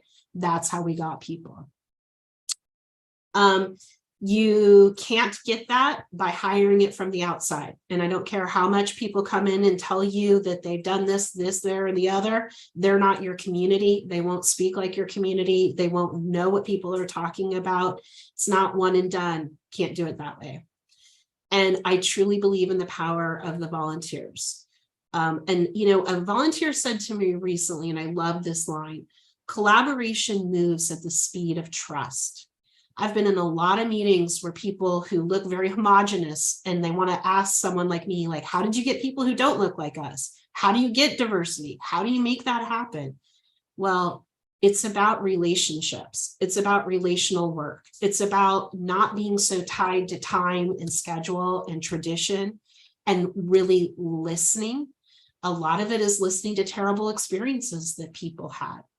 One of my, this is a really old war story, but I remember when I worked for the city of Beaverton, going to knock on downtown business owners' doors and asking them if they've thought about starting a downtown association. And most people said, I hate the city doesn't care about me. And, we don't need a downtown association.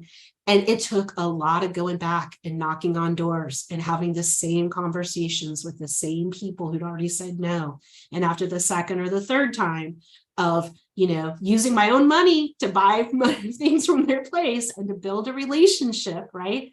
To not just ask, to ask what I could do, not just ask for what I need, ask, well, what do you need? What can I help you with? And really trying to build trust. And once you can start to do that, then you can start to make change. So don't go into it with trying to do the milestones and the measurements. You've got to go into it expecting it's going to take time to build trust. And, you know, community-based organizations are exhausted by all of us working in government coming to ask them to come help on this one project and then going away, right? It's a relationship. It's not transactional. And we really have to think about it. You also have to be ready to fight against, we already did that. We already tried that. How are we going to pay for that, right? That's not what these things are about. They're about getting people on the same page about what they want so that you can then try to figure out the answers to those questions and really standing there and explaining why these things matter. So Virginia, I think this probably came from you in the kind of preparing for this. I was also asked, now that you've talked about visioning, to talk about what are you working on today and what are priorities for community engagement right now. And this is just a snapshot of some of the things that we're working on. We just completed an update to our language access policy, which is really important. And it takes meaningful access for English language learners. And that strategy has really driven a lot of our equity and engagement work. When I started in 2018, that was the first time we did Centro de Bienvenida, which is a language specific registration assistance event. If you've ever tried to register for THPRD programming, you know 8 a.m. on a Saturday is when it all opens up and you know how competitive it is. Imagine English isn't your first language. Imagine trying to navigate that website or trying to read an activity guide and trying to be competitive when you can't even speak English. You've got no hope, right? It's too hard. So we've created a special opportunity for people where English isn't their first language or they're a part of our financial aid program. And we help these folks with really concierge registration assistance. And we have seen triple-digit participations from these populations. And we established a tremendous partnership with the Beaverton School District Migrant Ed program and have been able to utilize even ODE grants to further these folks' dollars to get their kids in the programming, which has been great. Mary, I see your hand up. Did you want to ask something? If I can figure out how to unmute. Yes, I do have a question. Going back to your recruitment, was there anything specific that you did? What were the tools that you used? Did you reach out to specific groups? Because recruitment to the CPO program seems to be one of the things we continually fail with. Yeah. So we, yes, we did a lot of different things. We relied on mailers. So we sent mailers out. We sent electronic information out. We sent information out to all of our kind of organizational community partners. We have a list of about 50 to 60 different community-based organizations that we work with. And we have pretty extensive our own reach of social media and our newsletters and channels. So we have like 50,000 people subscribed to our T Hills Today list, or at least 50,000 emails. So we have a lot of opportunities there. But I think, like I said, the things that were the most successful for us were the way we described the opportunity, the imagery that we used, and then the conditions that we set up when people came, right? Like I remember one of our VTF members, she was very pregnant when we interviewed her, and she's like, I really want to do this, but I'm going to have a baby and I don't have any childcare. And we were like, no problem, bring the baby. We can manage a baby at a meeting. We will make that happen for you, right? So we tried to find every barrier that people were finding for themselves for why they couldn't participate. And we tried to help, remove those barriers. But that took relational work. Great, that's very useful. Thank you. Yeah. One thing I wanted to highlight that we've been working on. Oh, Gretchen, I see your hand. I'm sorry. Sorry. parks and park services are very warm and fuzzy. I think it's great. Unfortunately, the bottom half of Washington County doesn't have your park service. And in fact, the city tax rate for Tigard and Tualatin are lower than your rate for your park district. So the cities are really, and that area are really suffering in that respect. But I guess I'm following up on Mary's question, doing outreach for not warm and fuzzy issues, which is land use. Pretty much what we do. Transportation. I mean, I served on the visioning task force when Tigard did it as a citizen before I got involved. And it was a wonderful experience. But still, it was more people who were really had some reason to be interested in land use and transportation and those kinds of issues. And I'm not hearing how we would do this kind of outreach when we don't have the staffing support that you have in the park district to start with. Well, Gretchen, tell you what, that sounds like a question that we could wrestle with. I'm not sure that. Well, no, I'm asking, tell us how we can do outreach when it's not warm and fuzzy like the park district. Well, I spent 20 years in city government leading public involvement and communications for a good chunk of that time. Not all of that 20 years, but a good chunk of that time.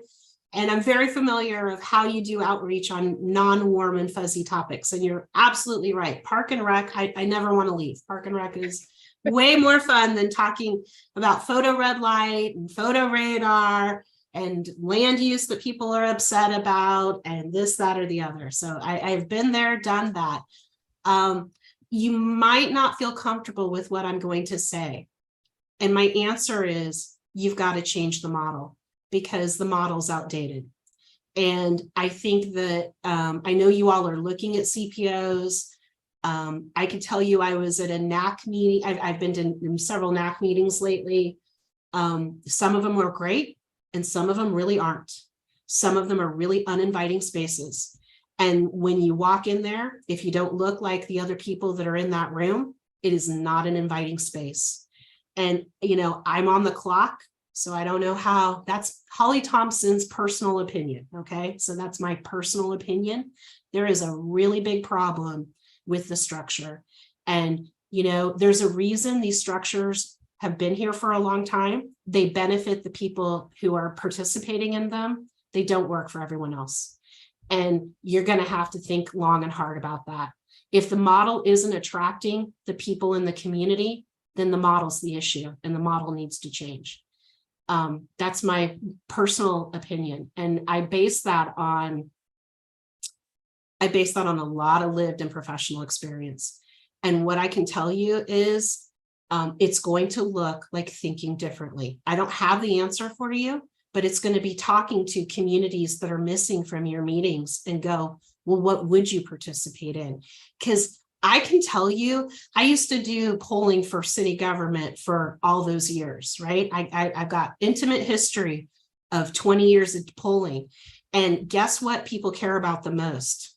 Transportation, number one. The years the schools were the worst funded or having struggles, didn't matter what the political issues were, didn't matter what your background was. You could segment that out. It's going to be affordability and it's going to be transportation. So the issue is not one of lack of interest. The issue is one of lack of ability to participate in the structures as they exist today, and the structures are outdated. That's my off the clock personal opinion.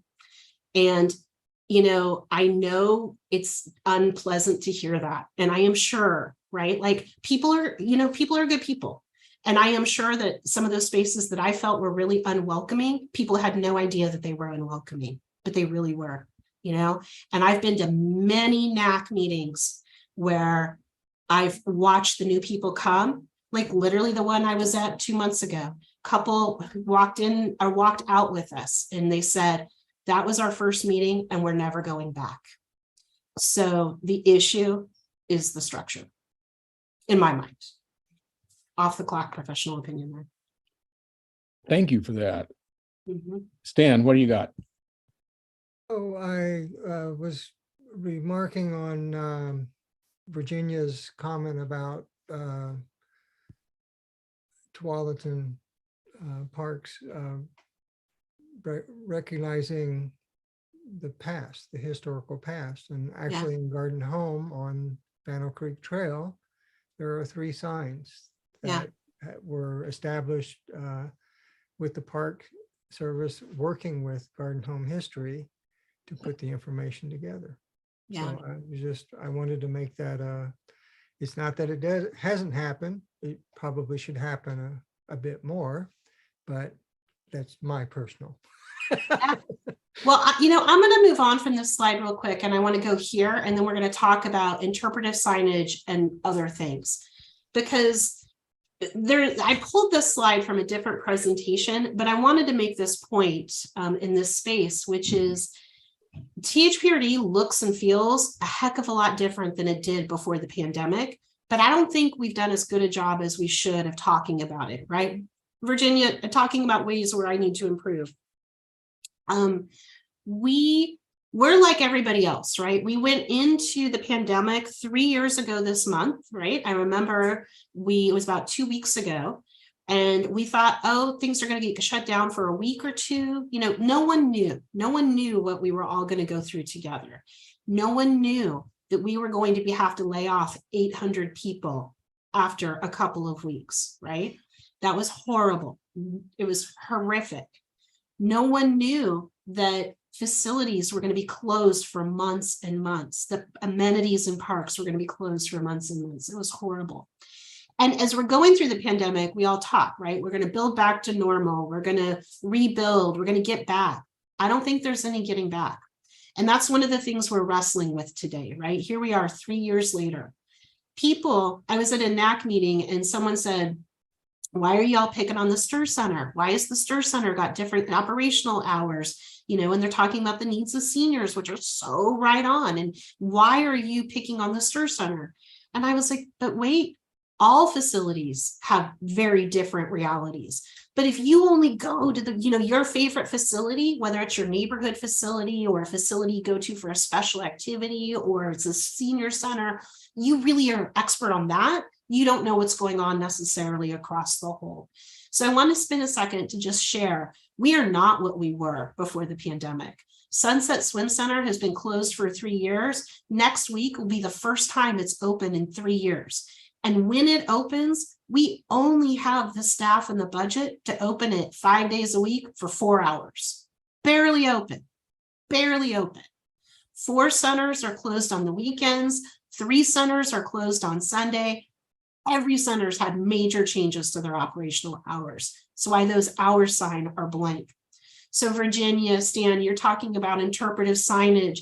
That was all absolutely. Interpretive signage was a big thing on my to-do list a few years ago, right? Right now, we're trying to figure out how to keep operations as we know them open. And it is triage in terms of priority and what's most important, because we're like everybody else. Washington County's talking $25 million cut. Beaverton's talking $10 million cut. We're able to live within a balanced budget this year and next year, mainly because our staffing levels are so low that we have salary savings from staffing levels that we can't fill. But as soon as those positions start to get filled, guess what happens to us, right? So we're in that same boat. And we're different in that property taxes only pay for 2/3 of our operations, right? 25% of our operating fund is fees for programs and services. So if staffing levels are low because we can't hire people, and participation is low because there's no classes, at one point I gave this metric and it blew my mind, right? Anytime during peak weekend evening hour in the district pre-pandemic, we could have had 60 swim classes going. There was a point that the best we could do were eight swim classes across the whole district, right? There's a real crisis of kids who in the last 3 years haven't learned to swim. That's a real, Park and Rec is warm and fuzzy until you start talking about like life-saving things that people aren't getting basic skills in that they rely on Park and Rec for. So, I hear you. I wish we had more interpretive signage. We are absolutely talking about adding interpretive signage to new park development as we go. But there are a lot of things that were on the wish, the enhance, the want to add that are right now sitting in the we will do it when we can. But right now we are on triage and prioritization mode of just trying to get through the day to the most urgent priorities. So with that and knowing kind of time, I'm going to stop and I'm checking out the chat E2. Yeah, I think we're pretty good on I think we're fine. It's painful to acknowledge that the budgets of all these groups that are trying to do so much for the people are the limiting factors. Are you expanding your volunteer program so that volunteer lifeguards could come in, say, or something like that?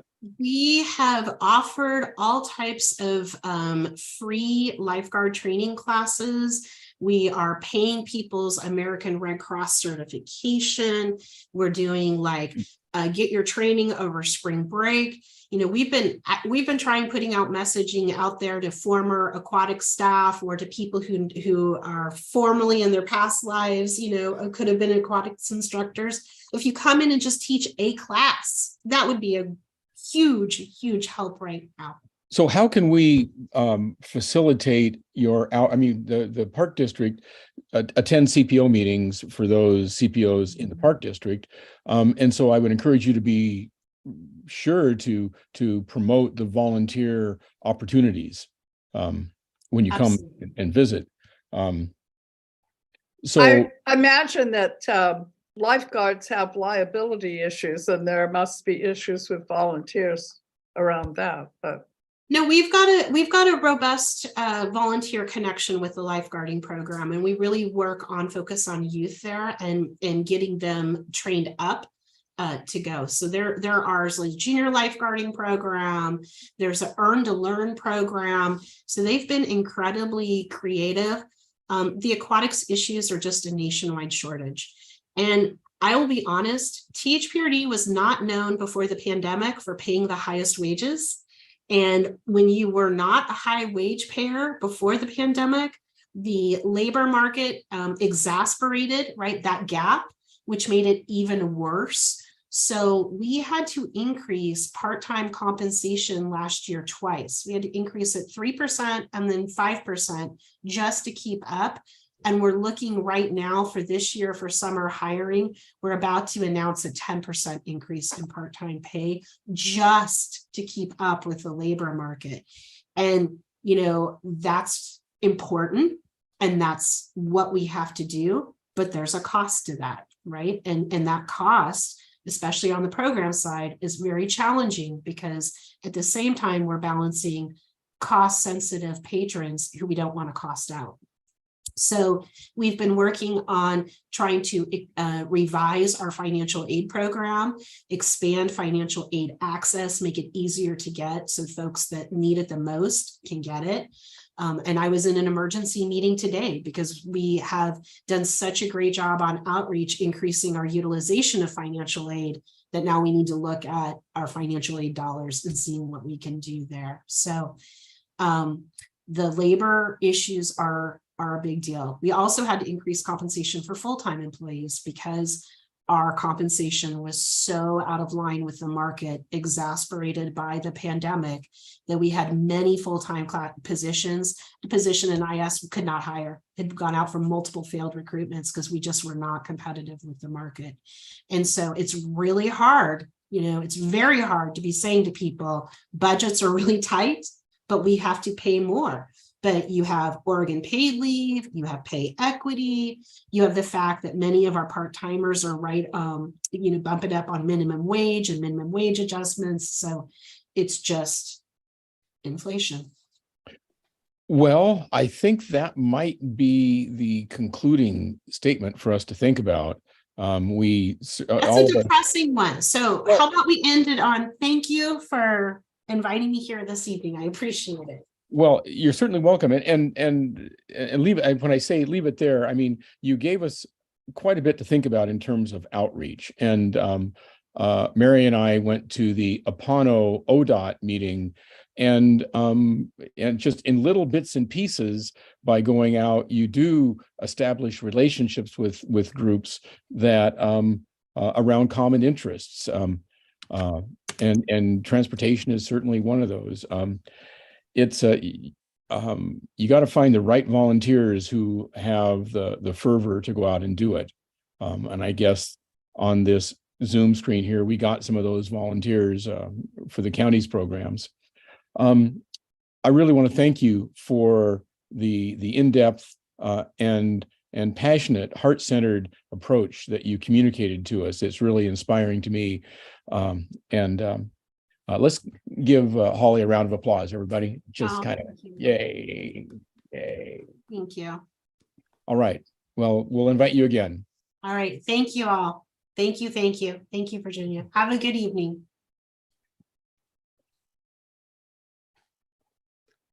Okay. Well, that certainly, we had two good subjects, but we've kind of chewed up our time. Let's, Gretchen, you had a report. Can that wait until next month? Or is there stuff in there that is time critical? Or is Gretchen even here? Oh, I don't see Gretchen. Well, that solves that problem or issue. Okay. Well, it didn't solve it. Well, I mean, it addressed it from the program. From my point of view, it is. Thank you very much. Jim, I think that probably the SNR subcommittee has some stuff to share.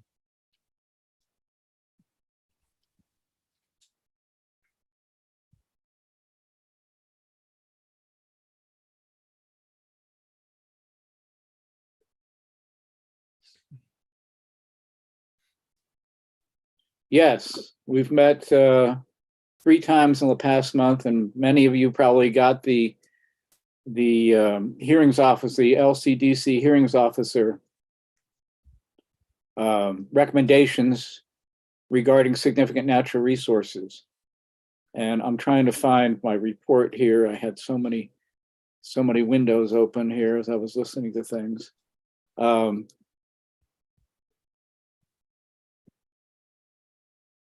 Oh, I know.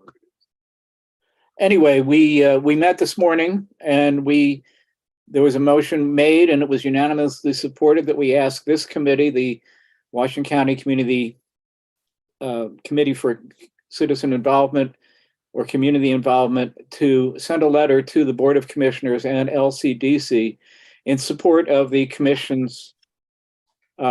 hearing officer's recommendations regarding significant natural resources. Well, I think is that a time critical letter? Yes, it's time critical. They're going to be meeting April 20th, and you need to get it. They need to have it before, like the week before, and our next meeting would be like on the 18th. So I would like to get the letter out here before the CCI meets next.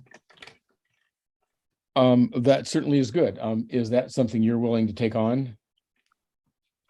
As far as drafting the letter, sure. Yes. Sure. Yeah. Okay. That's pretty easy to do. But I mean, it's very simple that the CCI supports the hearings officer. The hearings officer came out with, a dozen pages of facts and conclusions of law, and it discusses some of the history of our appeals over the last 6 years. And so it's a very good document, and we don't know where the county is on that, whether they're going to provide some exceptions, but I can bring it to your CCI steering committee meeting when they meet again. Next Wednesday, is it? No, tomorrow morning. Can I make a motion? Sure. I'd like to move that Jim Long draft a letter with CI support for the hearings officer decision. But the letter can then be approved. The final version of the letter can be approved by steering committee members, CCI steering committee members. Does that work? Sure. Second. Not necessarily at the meeting tomorrow, I'm not suspecting. Well, yeah. Unless Jim has the meeting, the letter by tomorrow. And I think we can, as steering committee members, read the draft and do it via email. Yeah. There are certain requirements that LCDC has in submitting testimony like that. We need to provide 20 copies, which seemed odd to me. I thought everything was digital these days, but it still says they need 20 copies of things. So I will try and comport with what the LCDC testimony requirements are. And instead of actually being there at the hearing on April 20th, we will have it in their packet ahead of time. So that should be helpful. But don't print the 20 copies until you've got CCI approval on the final version. Oh, absolutely. No waste of paper here. Okay. Mary, is that it for you? That's it for me. Is there a second on that? I seconded.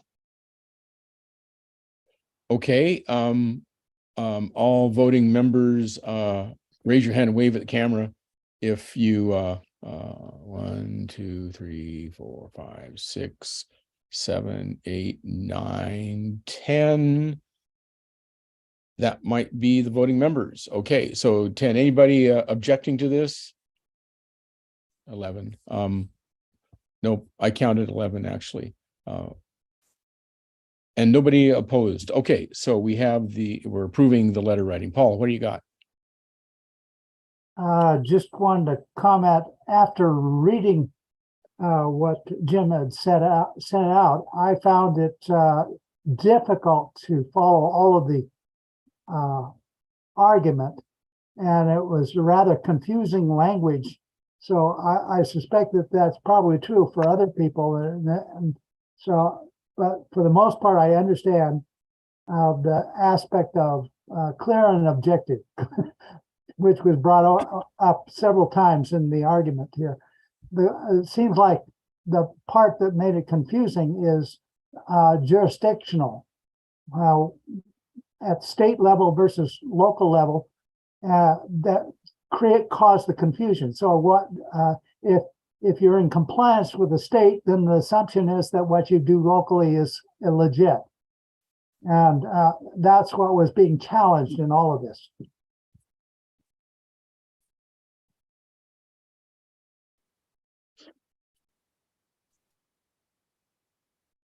Are you in need of a comment, a response, or that's just an observation on your part? It's just an observation. Thank you. It was a dense document. Okay. You ready for the legislative report? Well, yes. And is it time critical? What time critical things are there in there? Yes, there's going to be voting going on, and yes, everything's running madly now. Okay, I'm starting. The first bill, which hopefully all of you have heard about, 2001, which came about because of the governor's emergency proclamation on day one of her term.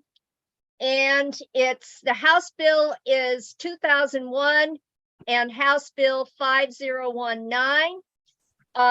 It has gone through the House. It has gone through the Joint Ways and Means Committee, which is both sides of the Capitol. It was passed by the House last Wednesday, was sent to the Senate. It will have a do pass recommendation. Now, what the heck is it? Okay, it provides for roughly $300 million worth of things going to various sorts. 33.6 to homeless, getting people off the street, rent protection, to keep people from being thrown out on the street, a variety. 30 mil to for housing in rural counties, 27.4 million for housing, specifically going to homeless. For shelter, there 20 million for modular unit construction, 3 million that will be available for loans to particularly small local governments with planning assistance, and also $3 million for specifically aimed at homeless youth. It also will require a needs analysis for every city over 10,000 and for urban counties. That the regs will be developed over the next 2 years by LCDC. So that will be coming down the whole. LOC, there are some technical problems, and LOC and the Organization of Oregon Counties are working on the technical fixes, which will probably get amended through both counties over the next few weeks. The bill is supposed to be on the governor's desk by the 30th, which is next week. So this is extremely time sensitive. One of the things that has concerned me is that it mandates easing up of a lot of planning procedures and timelines that allow you and I and all sorts of people to be able to participate meaningfully in the land use process. I'm very concerned it's going to allow a lot of shoddy development to be implemented, and density where we don't need density. I think I'm speaking to the choir on these kinds of issues. So Gretchen, I heard you say that there's money going to things like youth and rent and all that. And then it sort of morphed into, so there's a land use component also in the same bill? Yes, there's a land use component that will speed up development. Expedite planning processes for the governor wants to have 36,000 housing units built a year, which I don't think that's feasible, but by making special rules and giving special dispensations to developers and giving them, money so that, to cover some of their expenses, else, the various fees that they have to pay to the county or the city or whatever entity it is. It's great for cities to not have to charge fees for senior affordable housing or a low-income housing unit in general, but to let John Q. developer get out of paying system development charges, I really have a problem. Okay, if you want to have any say at all, Ways and Means, that's a joint committee, is having a hearing in Portland from 10 to noon on April 8th.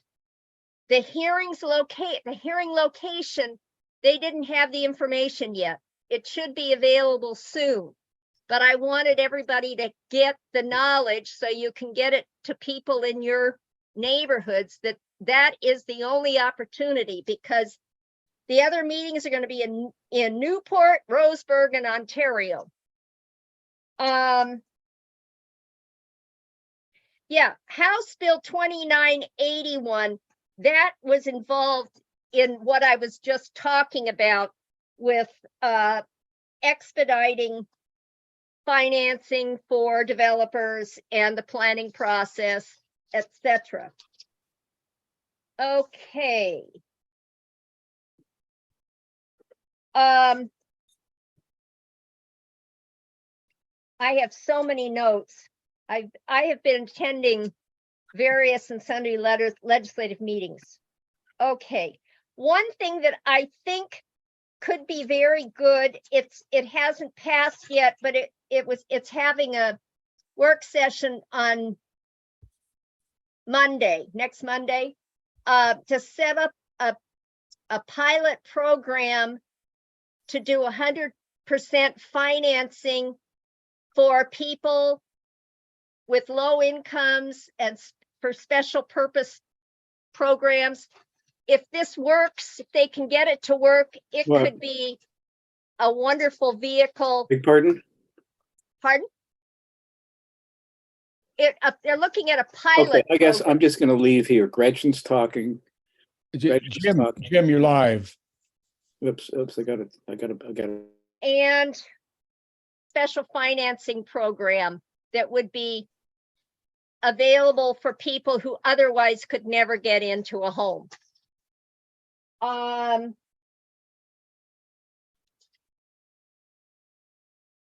Senate bill, this one's going to be really interesting. Senate Bill 870, which is ready to come across to the House, would require all new public buildings of any sort to be built with much higher energy efficiency, which is great. The problem is there's no money attached to this lovely mandate that's coming down.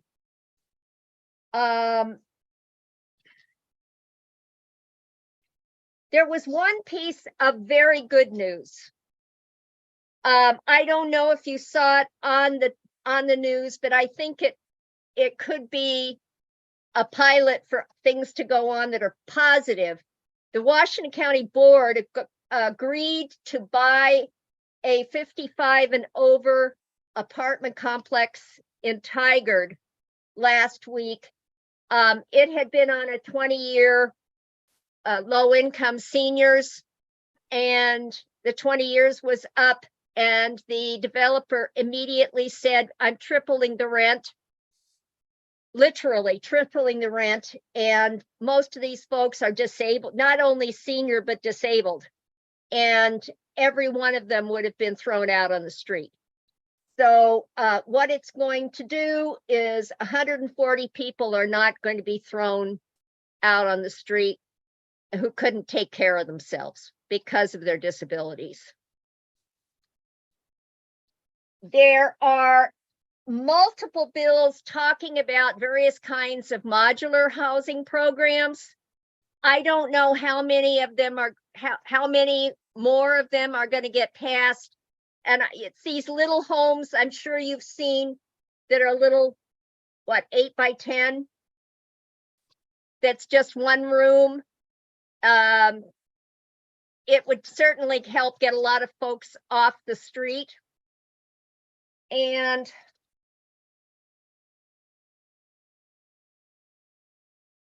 oh, there's another thing that this would be a mandate to the State Department of Energy to create an electric home rebate program to provide rebates for people who are buying electric appliances. This isn't just for new homes. And again, also include the installation and taking away of the old appliance. It's focused on people who are low income. That has not, it's passed one of the houses, but hasn't gotten through the Senate yet. But that could be a positive thing. My biggest concern, as I said, are this expedited planning and funding some of the stuff the developer should be paying for too. And then we don't even want to go where the parking situation came up. If there's any questions, I will try to answer, but it's been a mess. Is there a way that you could provide kind of pointers to some of these things? The biggest thing I can give you is House bill numbers or Senate bill numbers. 2001, 5019, that's the big kahuna bill. And it originally was only for the 10 most populous counties, but the bill was amended to add all of the rest of the counties to address homeless issues wherever they exist.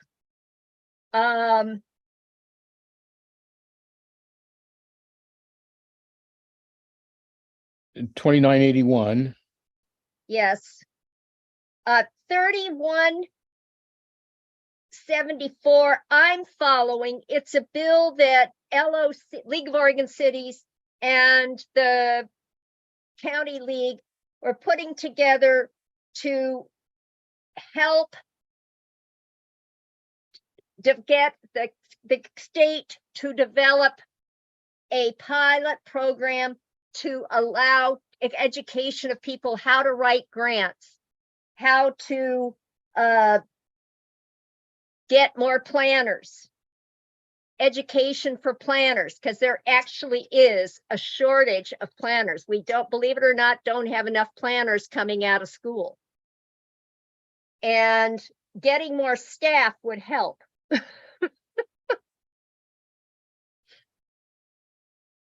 Or volunteer opportunities. Yeah. Yeah. So anyway. Volunteering for 5 groups is not enough, apparently. So Apparently it's not. or 6. No. I'm losing track.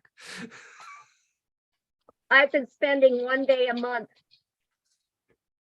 working at a food pantry, getting money or getting food for folks who don't speak English. I have a translator because I don't speak a good enough Spanish. But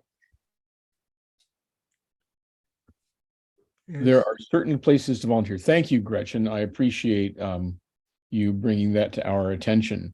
and I will keep going to multiple hearings. And I will try to keep you guys up with what's going on. I felt this was really important to get to you and to get the information out as soon as possible.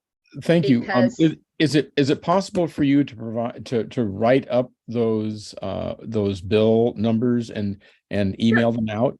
Well, I'll send them to you, Bruce. Okay, yeah, fine. Thank you. My abilities to get things out are getting more and more limited. I hesitated to ask. Okay, well, thank you.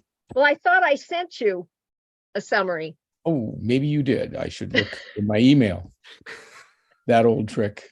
I sent it to you several days ago. Yeah, you're right. You're right. Okay. Unless anybody has any burning questions, I will shut up and hold my tent. Is Washington County's legislative group involved in working on these bills? I'm not actively involved with the county organization like I used to be, but I know that the county lobbying team is down in Salem every day, but I know they are also active with the state county league. Unfortunately, the state county league is not as it is dominated by the smaller counties, what we used to call the timber counties. They tend to be very loud and dominate a lot of what goes on, which has made it harder to work with LOC simply because they don't want to hear from people who come from larger counties. So Great. that's just a prejudice that has existed. Great. But they have been working on a couple bills together, which I think getting some state funding will really help in terms of helping with education and getting people.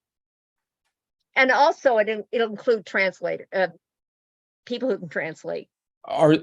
Is the way of distributing that money already established, or? Yes. So The governor had basically set forth most of the parameters, and then the went back and forth, and they added money here and they threw a little extra there, and so it's roughly $300 million, which is so the distribution process is part of the bill. yes, Okay. saying specific boom, boom, boom, boom, boom. Yeah. Okay. That's why I wanted to read you where some of these dollars were going to go. Well, thank you. Thank you for your diligence there. So we have more than reached the end of the meeting. There isn't really anything right now to report from the re-envisioning subcommittee meeting. Mary and I have been working on a paper that kind of is a stake in the ground that ought to be getting out in the next few weeks anyway, for the CPR subcommittee to grapple with.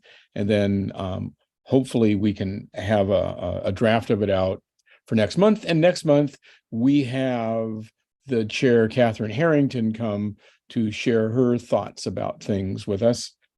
Are we in And trouble? I think that is about the only subject that we're going to have. I think that will, along with this, we'll make up for a little lost time with the subcommittee reports.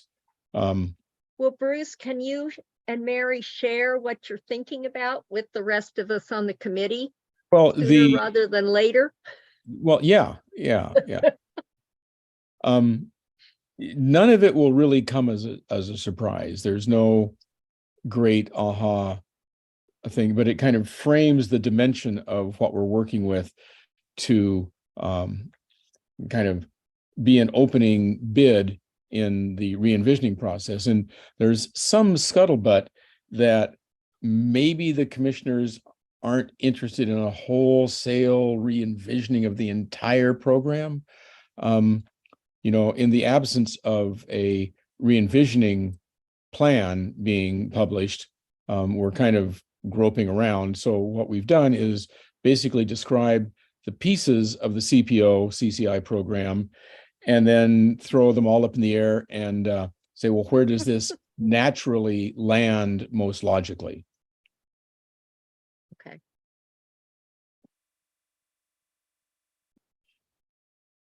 So, unless somebody had a good joke to tell to wrap up the meeting, I would certainly consider a motion to.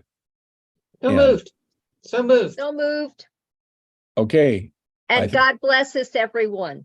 God bless us, everyone. Yeah. Okay. Thanks for your diligence, kids.